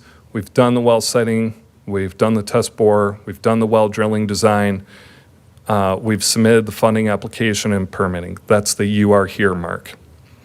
The next steps in that portion of the project are the well drilling bidding and contract. The loan closing will happen May 31st, or at least we'll have that contract together by then. And then well construction and testing. There's a good chance the well construction and testing might happen before May 31st, but just know that's kind of the sequence. And then that loan date of May 31st is shown in green, and to line these two up, that means that if we want the facility design, including the potential for a radionuclide treatment, to be part of the funding application, we have to start facility design now, go through the permitting. We have to bid that out. I'm going to suggest advertise in February, award in March, April, execute in May, and have that lined up for the loan requirements of May 31st. At that point in time, we would seek to tell the contractor, you can't start right away on that portion of it. Wait for the water quality testing results to come back. Be prepared to do a potential contract change order if the water quality is different than what we've assumed, and kind of finalize any adjustments to the facility design, and then go ahead and construct it. It's not the most efficient way of delivering a project, but we feel it is doable, and the next couple of slides are going to kind of step through exactly what that could mean for this project. This image shows just generic, typical well facility design. The blue portion of this layout is the well facility that would be needed regardless if there's radionuclide treatment or not. The green portion is what would be added to the facility if treatment is required. So down in the blue, we have a couple of chemical rooms, a room for a backup generator, an electrical control panel room, and then the corridor where some of the piping, meters, chemical feed taps, et cetera, would take place. No matter what, we would do the preliminary design to be prepared for potential for future treatment addition. That would include what we're calling the HMO vessel. That's the type of technology that would be used to treat radionuclides. The HMO chemical room, and then the mechanical systems that support that. So you can just kind of get an idea of the order of scale. Again, we would do preliminary design on that whole thing as part of a base scope anyways. Typically, we wouldn't do final design until we knew that we needed it. And if it was needed, we would be ready to react quickly. If it wasn't needed, then, you know, there's a chance for water quality to change over time, and you could come back 10 years later and know, yes, this is how treatment was always planned to be added in the future as needed. What this table is showing are the facility design implications, and on the left are just kind of categorically the different components in a well facility, or in the facility that we're contemplating for both just your baseline well facility and the specialized treatment for radionuclides. The first column of X's basically demonstrates we would do a preliminary design on all of those components regardless of well quality, just so we were prepared. And then you can see there's, in the middle column, those are the final design that we would advance if radionuclides are not needed. Those are still, you're designing the site, you're designing the shell of the building, you're still designing a pump and a motor, the electrical power, the controls, the backup generator, domestic chemicals, namely chlorine and a spare. And then you would withhold final design on the HMO treatment vessels, chemical room, mechanical room, some electrical and controls with that, and a backwash holding tank. You would kind of reserve that until you knew you needed it. But in this case, we're contemplating kind of advancing that based on some reasonable assumptions. So this slide kind of talks through, well, how sure are we about moving forward with well 10? Because this is doing things a little bit out of sequence here. How much confidence do we have in our assumptions as we would propose to move forward? So again, we've come a long way on the well site. We, and I mean the collective we, have high confidence. We've systematically evaluated a dozen sites. The village owns the sites. The test bore confirmed the confining layer that we need. The well drilling itself, we have high confidence. We know that we're aiming for the deep aquifer that reliably produces water. That's not in question. It's just a question of what quality of water. The well facility scope, we have a high confidence in that. Every well requires some minimum components. Test piping could change the electrical requirements. We're assuming we get 1,000 gallons per minute out of this well. There's a chance we get 800 gallons per minute. There's a chance we get 1,100 gallons per minute. But we would design based around 1,000, and that would meet the needs of the village for a long time. The treatment facility scope, we have a medium confidence. Not even a low confidence, I'm going to say, but a medium confidence. HMO technology is very known and proven. DNR doesn't even require that you do pilot testing for it because it's so widely used throughout the state. So we know the components.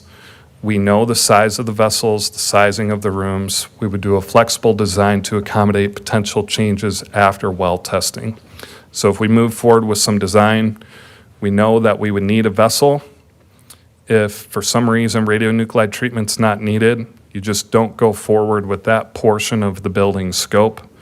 If it is needed, the space for that vessel would be flexible enough that if the vessel needed to grow by 10% or shrink by 20%, it's still going to be within an appropriately sized room, for example. So this, I believe, this is the last slide.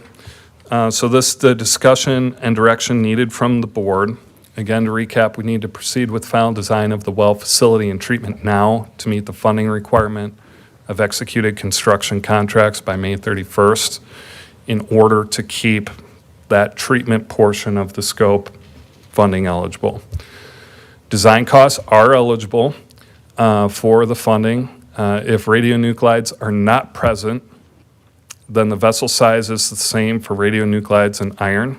And this is one kind of technical thing that I want to point out is even if radionuclide treatment's not required, iron is another kind of thing in the water that we want to monitor for. If iron levels are too high, they can present complaints. And so we would Rusty water. Yeah, right. We would want to do treatment for iron. It's actually the same vessel. It's similar technology. The difference between having an iron treatment vessel, you can actually convert that to radium treatment by dosing the HMO, refers to a chemical. You dose that in the raw water, it reacts with the radionuclides, makes it bind to the iron, and what that pressure filter is actually doing is filtering out the iron particles that have radionuclides stuck to them. So all that to say, it's not like we're using an unknown, very unique technology that's just targeting radionuclides. There could be a chance that it would, even if the well only requires iron removal that would still be valuable. Preliminary design of all of it, again, is something we would do. Final design, we're talking about, if I may use this terminology, gambling with about 20% of the overall design fee of what we would have to do anyways. If radionuclides are present, final design and bidding keeps all of that scope in the funding package, all part of that up to 70% eligibility. Flexible building size is something we would target to be able to accommodate changes based on water quality testing. The chemical room sizes, the mechanical room sizes, they're all relatively consistent regardless of that vessel size. So I would certainly open it up for discussion, but what I would like to do is bring a design contract proposal for the final design, including radionuclide treatment, to the August 3rd board meeting. And just wanted to provide you this background on that. So I think there's a couple of key takeaways. Because of our timing, we have the potential for some serious additional grant money, which could be a huge win. Secondly, because of our timing, we have to take a little bit of a unique approach to how this well moves forward. Normally, what would happen is we would design the final borehole, the final well, and then we would bid it and then construct it. And then you would do test pumping, which then tells you what your water quality is, so you can then go back and design the facility. To Ben's point, we have to do that parallel to the well, final well hole design and bidding. I will say, when Ben first came to me with this, I was a little frustrated with it because it just seems like it's putting the cart before the horse, right? So I went back to Ben and I said, is there anything we can do about this? And Ben did go back to DNR, Ben and his team, and came back with the same answer, unfortunately, but they did try to fight for us on this one, but we're just in the situation we're in with it. But again, to Ben's point, in his earlier slides, we do have high confidence in, because we did the test bore, we know that confining layer is there, so we know what we should expect. Questions? Comments? We just say, I guess, in the proposal, and then we actually start doing contracts by 5/31, then I just want to make, like you talked about change orders, I also want to have contractual language that gives us outs. Should Yes. that, I'm not required to build radionuclide, remediation or iron remediation if the test comes back great, right? Yep, correct. And that's something that I'm already brainstorming, and I think we could come back and be prepared for that discussion at the next meeting, whether, you state in there that the contractor can't proceed with a certain scope until after a certain date, and you make them delineate all those costs in the bid separately, so you kind of know up front how much you're taking out of the contract.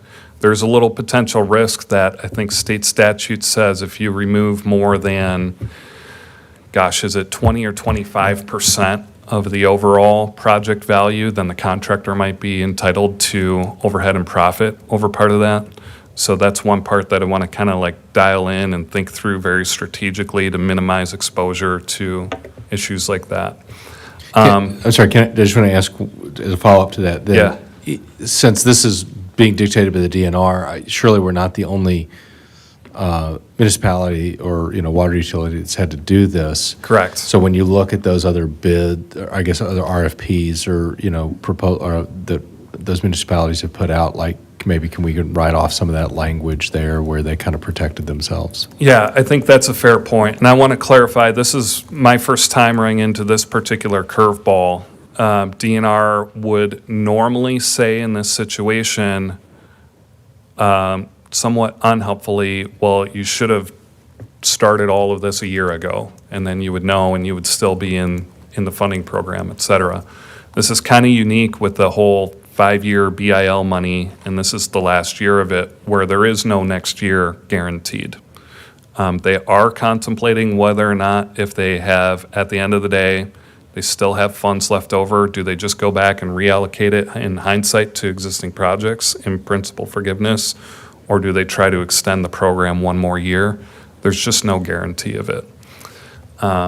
Normally, what we would do, though, is, just do one application just for the well and the well construction, wait till you have the water quality, and then do another application for the treatment.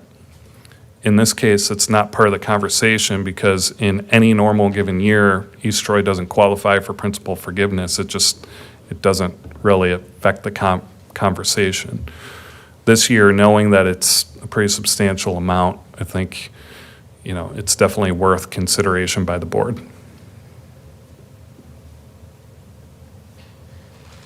I'm seeing head nods, so I think I'm going to take that as bring a proposal back. No? Okay. Okay, great. Thank you all. Yep. Thank you for the update. Yep, Appreciate it. certainly. Good night. Good night. All right. On to ordinances and resolutions. Resolution to vacate, item 1, resolution to vacate a portion of the Oakmont Drive right-of-way located within the village, namely that portion of the Oakmont Drive right-of-way shown on subdivision plat number 51751, Lake Bluff, recorded in the Walworth County Register of Deeds office on or about August 3rd, 2006, as document number 684187 in Volume D, page 57, and being located between Lake Bluff lots 42 and 43, RLB 00043 and RLB 00042, and parcel RXUP 00254. So I will open the public hearing. There is an attached staff memo and public submittal, and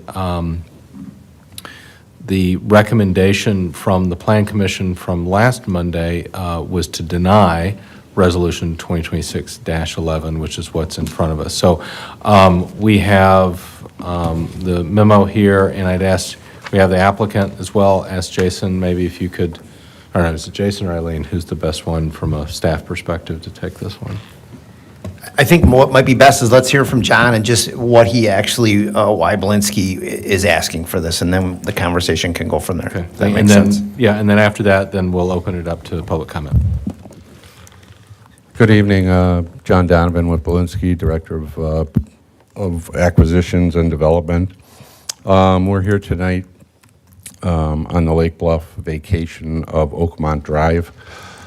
Reasons are we had come here in May to the village board discussing this with the village board in regards to vacating. I don't believe there was a vote on it, but it would seem to be a unanimous decision to move forward with the next step, which would have been for us to do all the civil engineering work, all of the planning, do the submissions to the village in regards to the vacation of this roadway. It's a dead-end road. I think we all know where it is. If you don't, if she has it on the map, it's in the big square. So we came and we've done all the work. We submitted, and then we came to a June 13th Planning Commission meeting.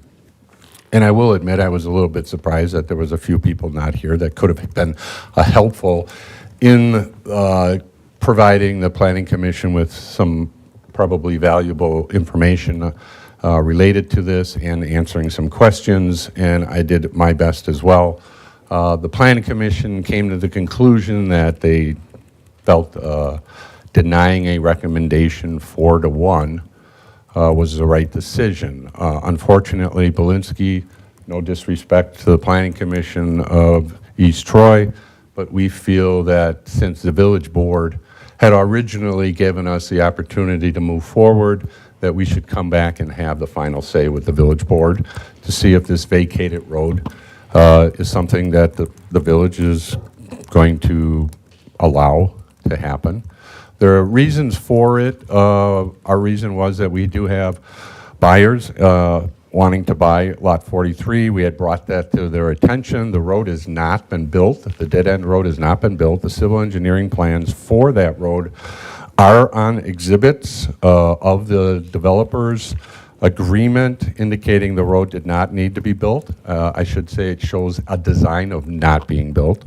And there is no language. I did look up Mr. Johnson to see if there was any language in the developer's agreement.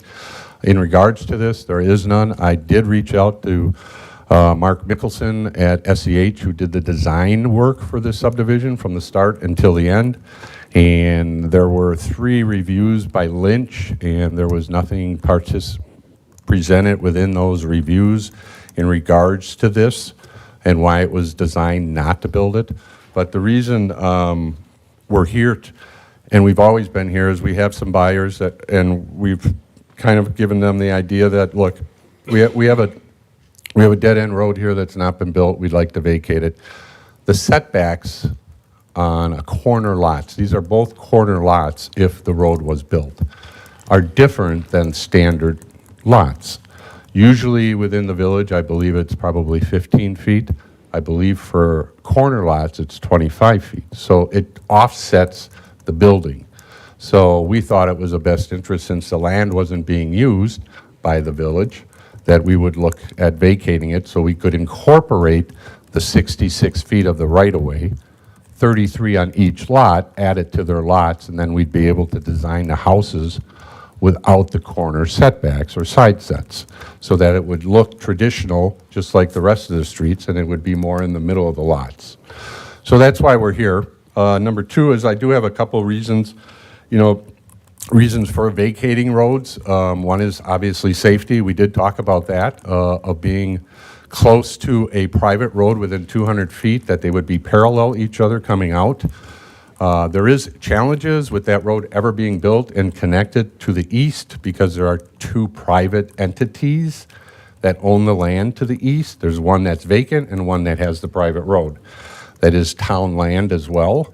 So it is a little difficult that it may never be built anyway. So we feel like this is the right decision to be made to move forward with vacating this roadway. For safety reason, there is some public support for having the village keep the road and not vacate it.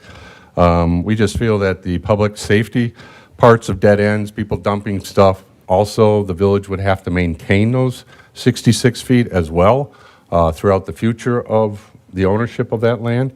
That land would then end up, if it's vacated, to be on each owner of Lot 42 and Lot 43. So all those things would be kind of removed, and we didn't think there would be that big of a discussion. I did ask the Planning Commission to table it. I gave them a suggestion to possibly table it so that we could have Jason and Tim, the engineer from the village, present to answer any questions. They decided to move forward to deny the vacation or the recommendation to the village board. So that's where we're at tonight.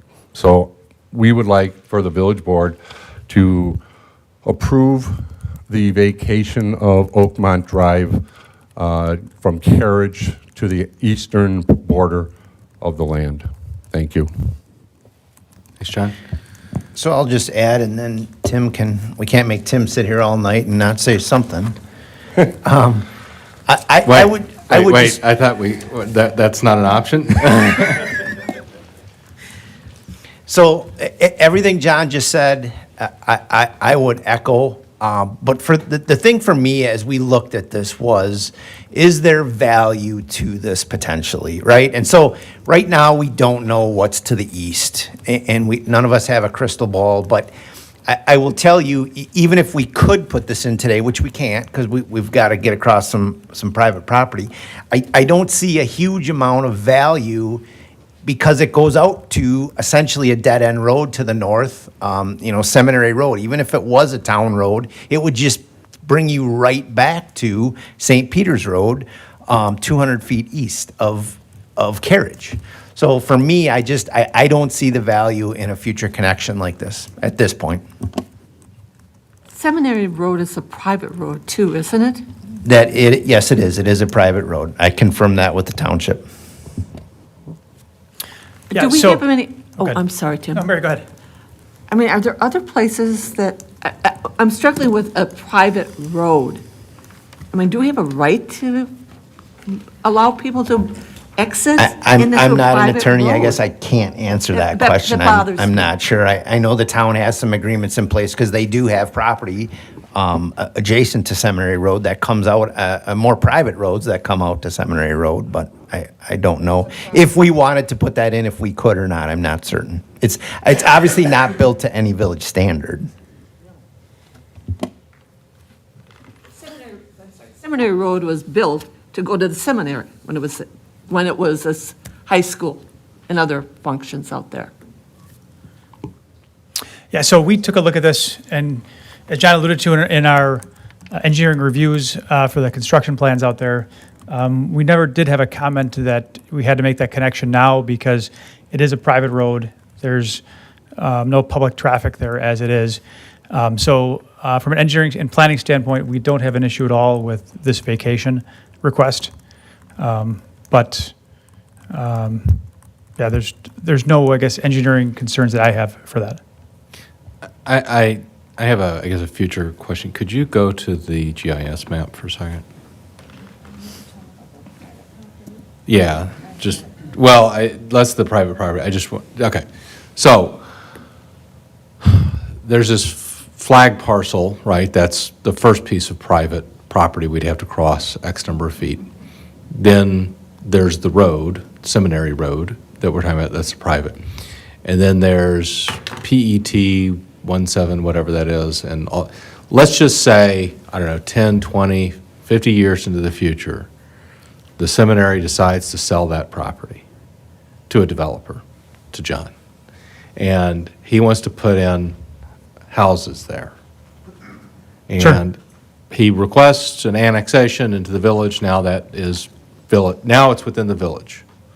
What would we do with that portion of Seminary Road there? Because now we would own it, at least that portion within, those boundaries. Within that boundary? Yeah. What would, from an engineering perspective, we're going to build a new set of homes and subdivisions to the east there. You'd probably remove the existing Seminary Road. Okay. And make connections to the east and west. Okay. And in that type of scenario, is there value to Oakmont Drive going east in that regard? Potentially, depending on what happens to the north there as well. And when you say to the north, the flag parcel that's highlighted No, here. actually, yes, the flag parcel that's just directly north of. That is the village, right? Yeah. But what if that is developed and to the east is not developed? What do you mean if that's? So if the northern parcel is developed and Sure. the preliminary plans for that show carriage continuing up through there and Yeah. kind of horseshoeing back down, down to whatever that would be, Thomas or whatever up there, then we still would not extend Oakmont. We would only ever actually extend Oakmont to the east should we actually develop these other parcels to the east, but then we would take out Seminary Road because, as we were talking about, there's only 200 feet difference Right. between Seminary Road and Carriage Drive. Yes. Okay. I agree with you. Okay. Other questions before I open it up to the audience? Yes, so what I'd ask is, now we're in a public hearing yet, so whoever would like to speak on that, just come up, state your name and address, and you can make your comments, and, but you can also, we can try to, if you have questions, then we can try to address those. Good. Thank you.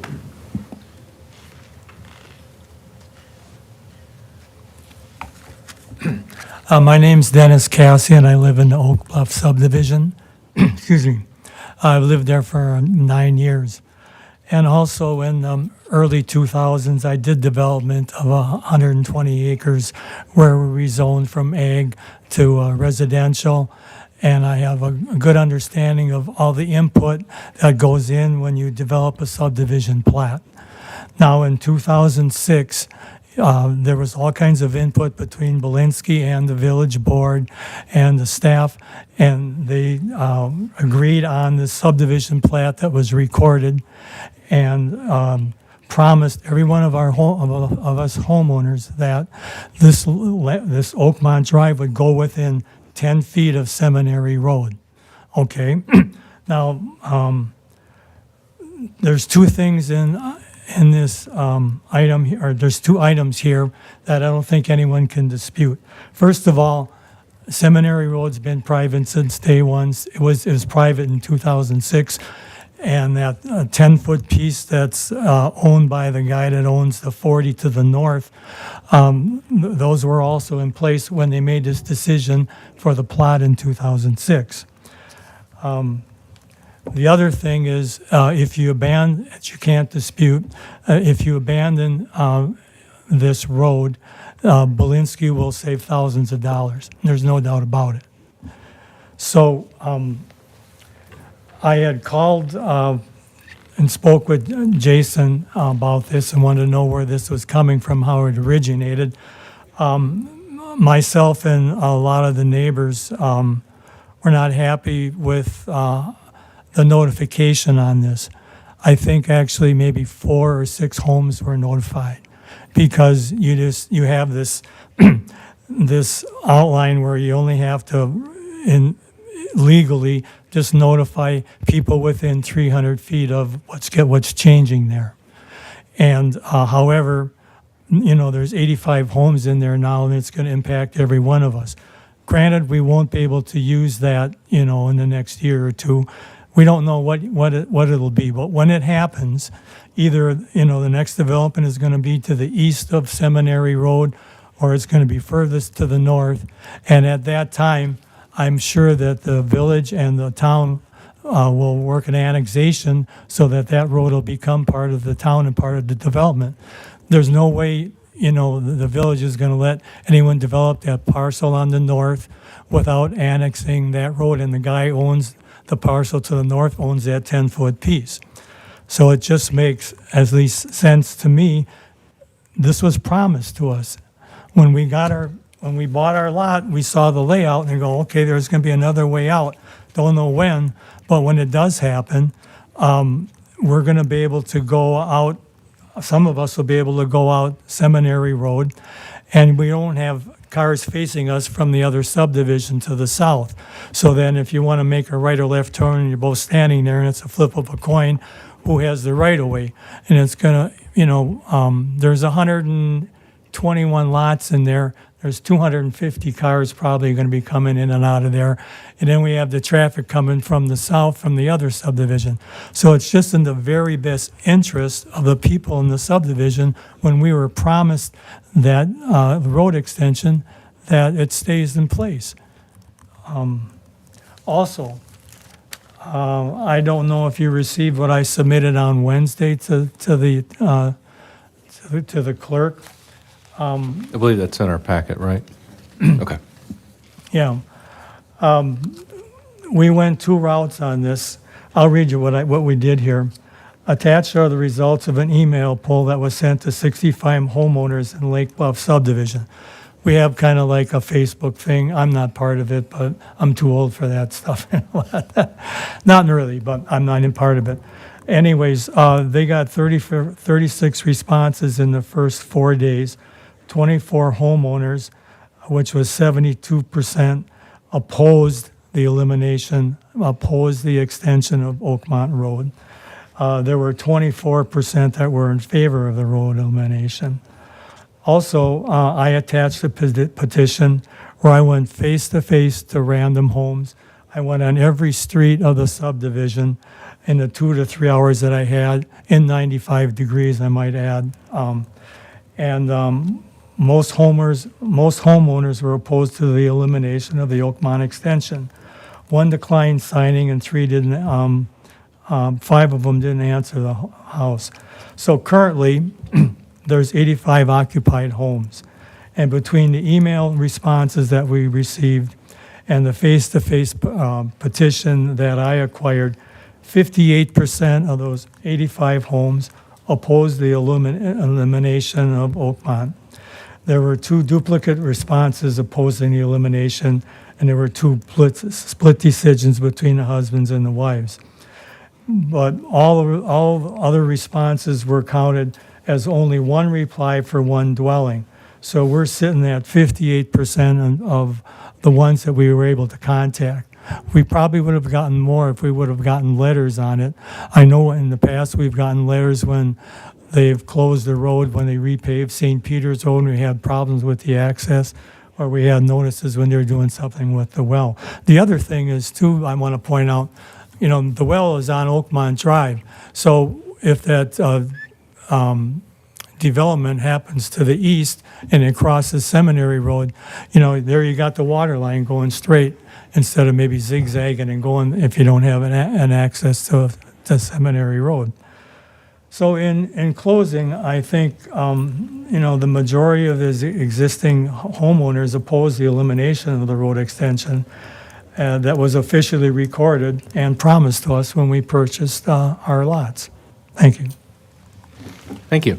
I just have a quick question for Jason based on those comments. What's the water and sewer look like in this area? So within the short stub, within this reservation, there are no utilities. So in other words, no sewer and water was put in for future development in this reservation. So anything on the north would come off of what's under So there's a Carriage there? 12-inch main, which is a larger main that traverses St. Peter's Road, that would feed anything to the east. And then there's a 12-inch main that goes up Carriage that would serve and loop back over to Lakeview through any future development to the north. So really, from a utility standpoint, it wouldn't have any bearing either way. Okay, thank you. Other comments from the public on this?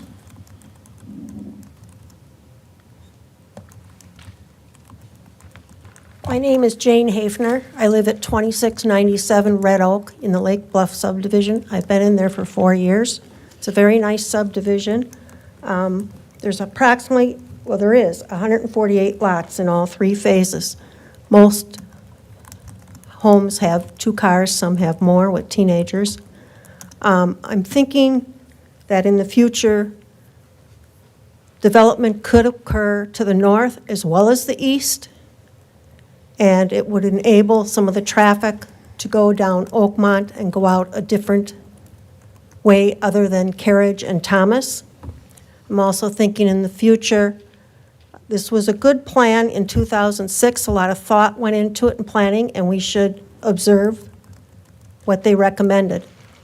Another consideration, if something did go in to the east of the subdivision, a school bus could travel through 3 different subdivisions and not have to go out on St. Peter's, which is very busy. Carriage and Thomas already are quite busy, especially in the morning and when people return from work. And when we bought into this subdivision, this was shown to us, and it was all part of our contract as far as the plots go. And I would like you to deny it as the Planning Commission did the other night. Thank you. Thank you. Other comments? Anything else? Okay, before I close the public hearing, other questions or discussion from the board? I will remind the board that when I close the public hearing, then we're basically at a point to making a motion, so we should not be discussing anymore. So now is the time to ask your questions or make commentary. Is there still a public road that runs adjacent to Seminary Road? I'm not sure what. There was a public road running adjacent to Seminary Road. Run parallel to Seminary Road? It was, Seminary Road was closed once a year, and then people had to use the other road to. I suspect that strip of land may have something to do with that. I don't know. I'm sure it's to provide access, right, to St. Peter's, but I know I heard John, I watched the video after the meeting last week, and I know John Morath had mentioned another private road, but I'm not sure what exactly that was about. You know what I'm talking, John, you know what I'm talking about? There were 2 parallel roads, the private road and the town road. I'm not making this up, really. I'm not disputing it, I just don't know anything about that. I do know that the strip of land that attaches to the 40 acres is not wide enough for a town road. Now, I guess it could have been, not a full width, but I don't know Jason, we're talking what about a long else. time ago. I think maybe that would be one for 40, I'm not sure. Sir, you had, I can answer that question. can you come up? That was, Can you come up?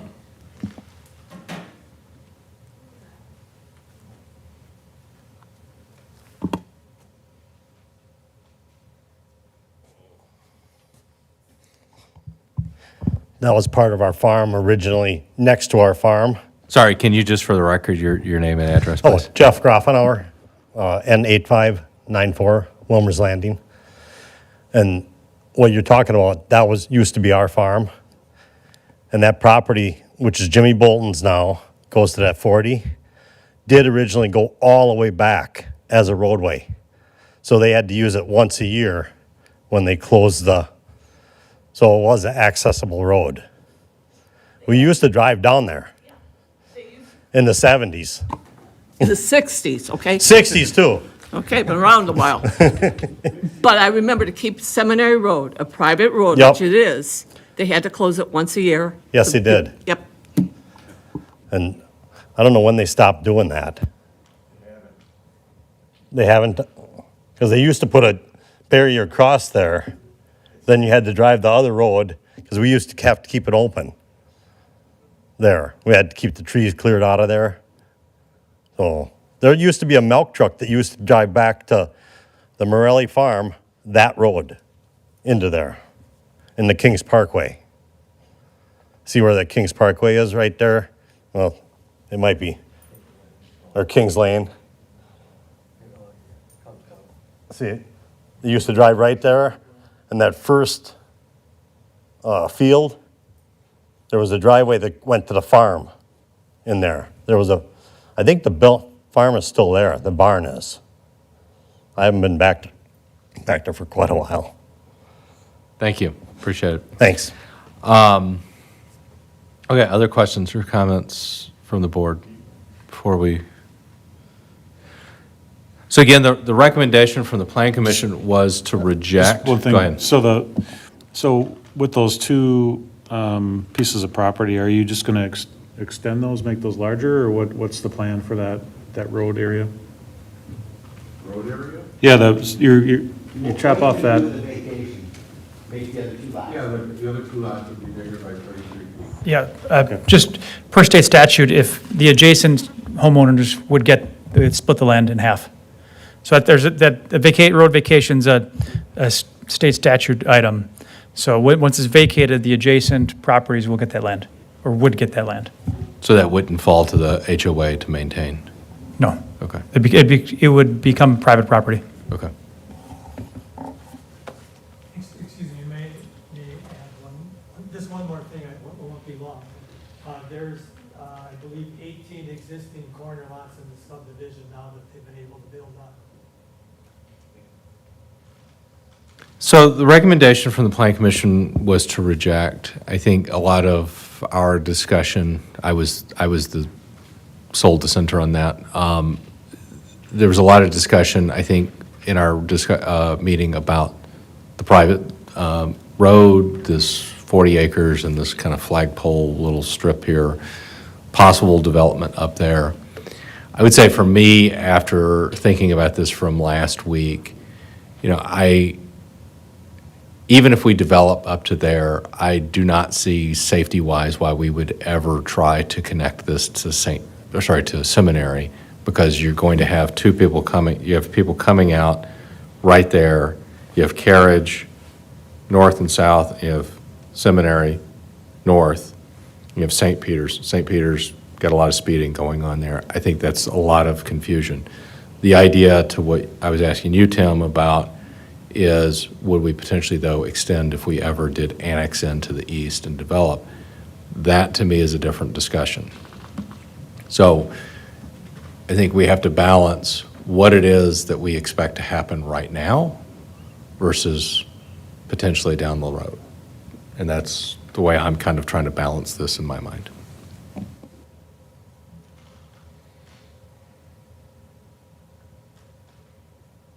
I would say personally, if this 40 acres here to the north is developed, I would not ask for this road to connect to St. Peter's. I think that I would have serious safety concerns with that.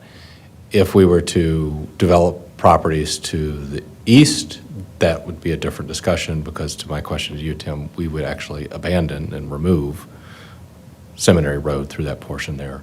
That would eliminate my safety concerns.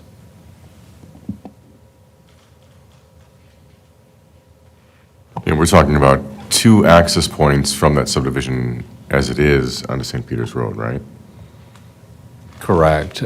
Thomas and Carriage. So Carriage is the one on the east there. And I would say, I don't know if it's in this packet, but the possible road development, I was looking at that since the Plan Commission last week. The number of ingress egresses onto St. Peter's is just, it's like, we would never do that. Like from a safety standpoint, that would just be too many coming and goings there. I live on Prairie Court right off Thomas Drive, and I do get a lot of traffic when I'm coming from Thomas Drive, but I very seldom get anything off of Carriage. I actually get more stuff coming off Seminary Road than I do Carriage Road.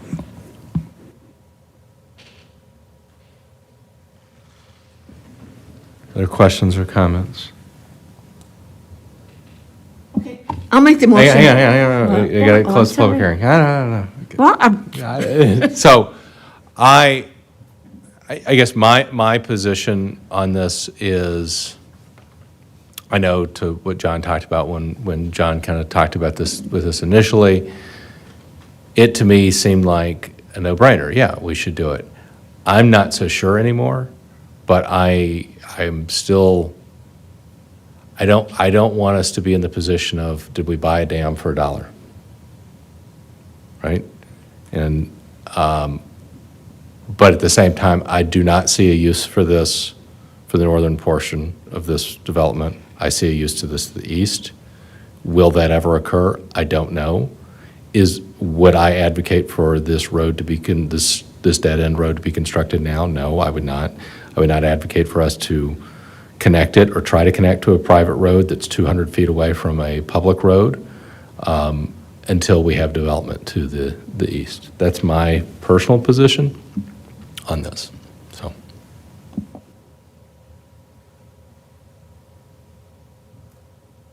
I would think that if there is development to the east, that would require not Seminary Road access, but some other accesses to St. Peter's.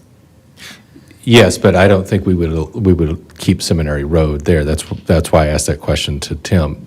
To have two roads 200 feet apart from each other in our jurisdiction, we wouldn't do.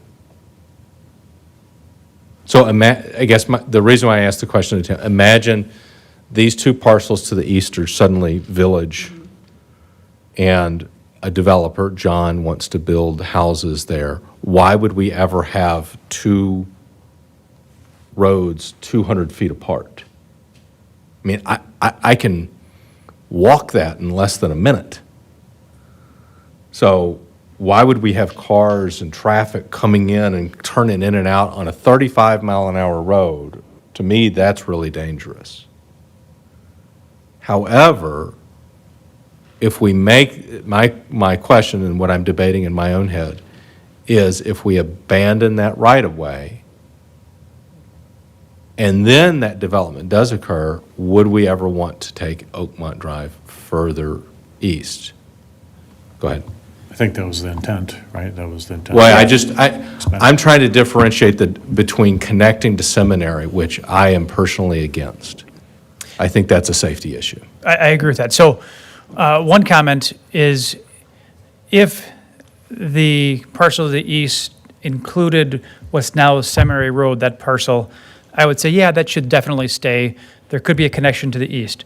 The problem is you've got that strip of land, someone called a spite strip, but you have that strip of land between the current property at Lake Bluff, where Oakmont is, and the property to the east. You have a separate property owner in there, which makes it a tougher sell for me to say that this definitely needs to stay. So that's where I came down and said, well, doesn't necessarily need to stay because there's really no connection. You're not going to connect to Seminary. That wouldn't make any sense transportation-wise. And you still have that property, which Seminary Road, the private road, it's private property that you would need to cross if you were to develop to the east. So that's where it comes down for me as a challenge for that stub of road right there. And then it puts the maintenance of that strip of land to Jason's team to, when they go mow over at the well, they got to go over there and mow that.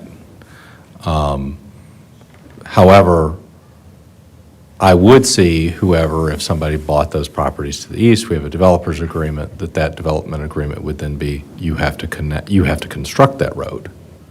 Correct. Because I would assume by then, the northern portion would already be developed, which probably will happen sooner than that, so.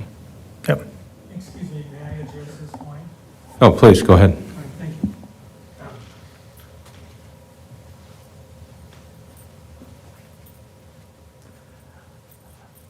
First of all, like I said, this was in place in 2006 when they decided this was a good idea to run the road right to the property line. And in regards to that, it's a 10-acre piece there that's between the subdivision line and the private road. And it's owned by a farmer.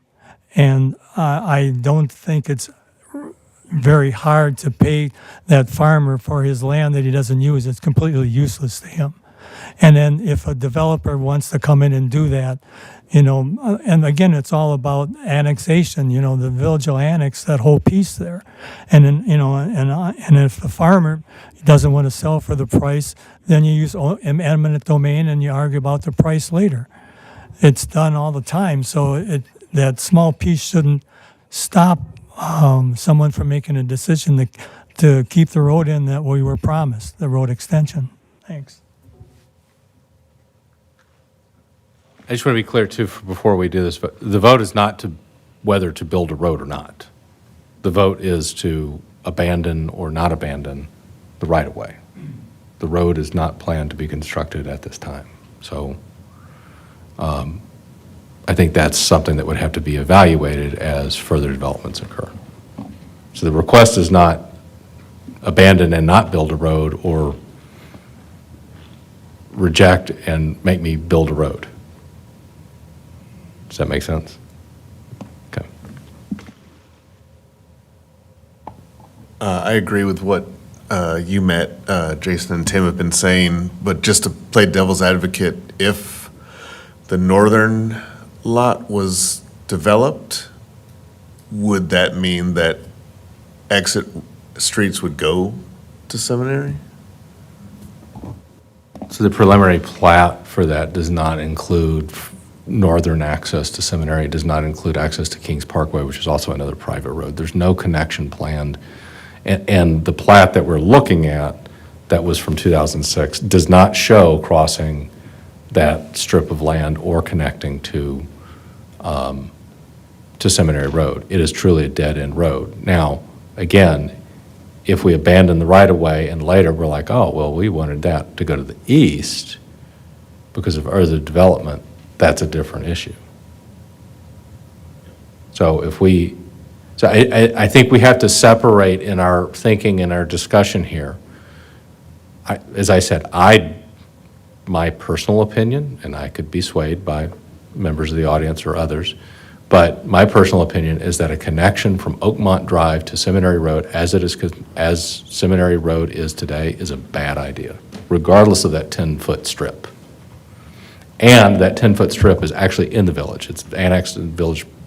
It's Seminary Road, and actually that black and white dash line there, Seminary Road sits just to the east. That's the town-village delineation.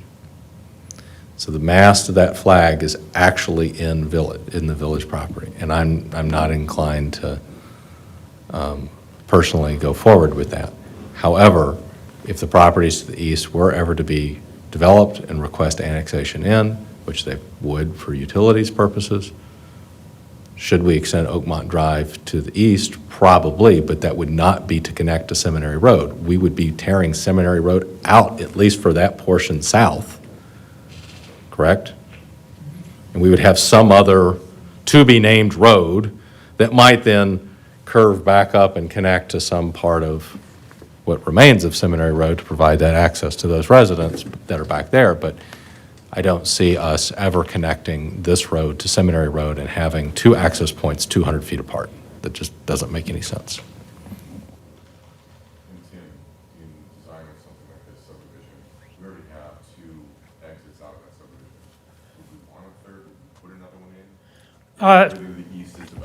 Potentially, you could add a third to the east. But you wouldn't, to Matt's point, you wouldn't come out at Seminary, you'd be hundreds of feet to the east of there. But you do have the two egresses right now, which obviously is planned for connection to the north as well. I mean, I could see Steeple Drive there that tees into St. Peter's. I could see that coming north, right? And providing access there and potentially having some sort of cross connection over to an Oakmont if that came east. I don't think we should ever worry about hooking it up to Seminary Road either, but I would not want to vacate that Oakmont Drive and limit our chances of going to the east.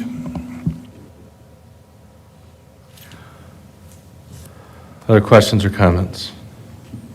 Yeah, I guess I would agree with Brian. I mean, the intent was to develop the east side of that, and yeah, I agree on the Seminary Road, that would just be eliminated. How would we have, it sounds like there's traffic that's coming from the north yet, from up there?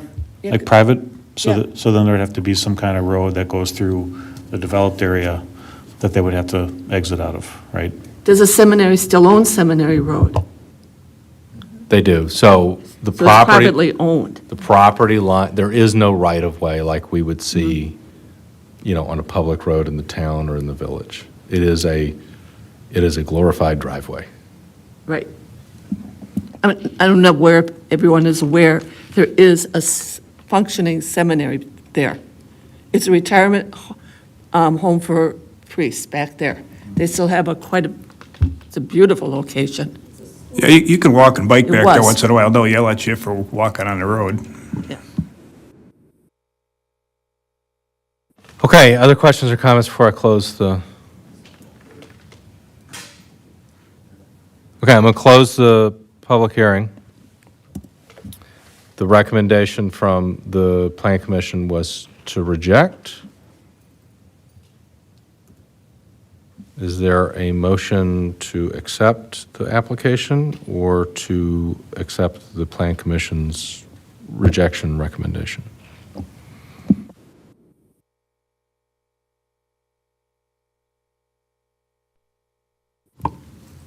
I just want to make sure I'm clear. Or can we adopt or deny the resolution? Do we have to go follow the planning commission, or can we just go with the resolution? So the resolution, so if we go down to the resolution would be it resolved, the village board finds that the public interest requires the vacation of said right-of-way, and said right-of-way if hereby vacated pursuant to the authority vested, blah, blah, blah. And that the vacated right-of-way shall revert to Belinsky Homes, and which John has already answered what they would do, which was basically extend those two properties, so there would be no miscellaneous land there. So if your motion is to adopt resolution number 11, then that would approve of vacating the right-of-way. If you move to accept the Plan Commission's recommendation, then we would not adopt resolution number 11.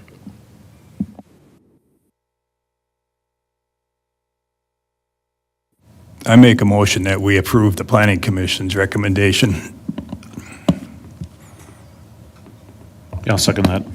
Okay, we have a motion and a second. Questions or discussion on that motion? All those in favor? Aye. Aye. Opposed? Aye. Motion carries.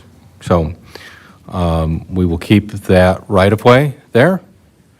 And, but again, be clear, road's not getting constructed anytime soon. There's no plan or budget for that. So thank you all. Appreciate it. I looked at the radar. I'm sorry. I think your umbrella may not be necessary. All right. On to staff reports, police department, second quarter, questions or comments there? Anything you want to highlight, Chief? Okay. Committee reports, Booth Lake. Adam, anything you want to highlight there? No, just the submission of the minutes. Adam's our new secretary there. All right. And then report, Plan Commission. I think we beat that one. Any other questions? There was a lot at Plan Commission. Any questions for Brian or me? That was the big part. And then we had a bunch of, Sammy was here, talk about photovoltaic solar stuff. A garage in Lake Bluff. All right. If that is all, I will move that we adjourn. Second. All those in favor? Aye. Thank you very much. Have a good night. Thanks, Tim.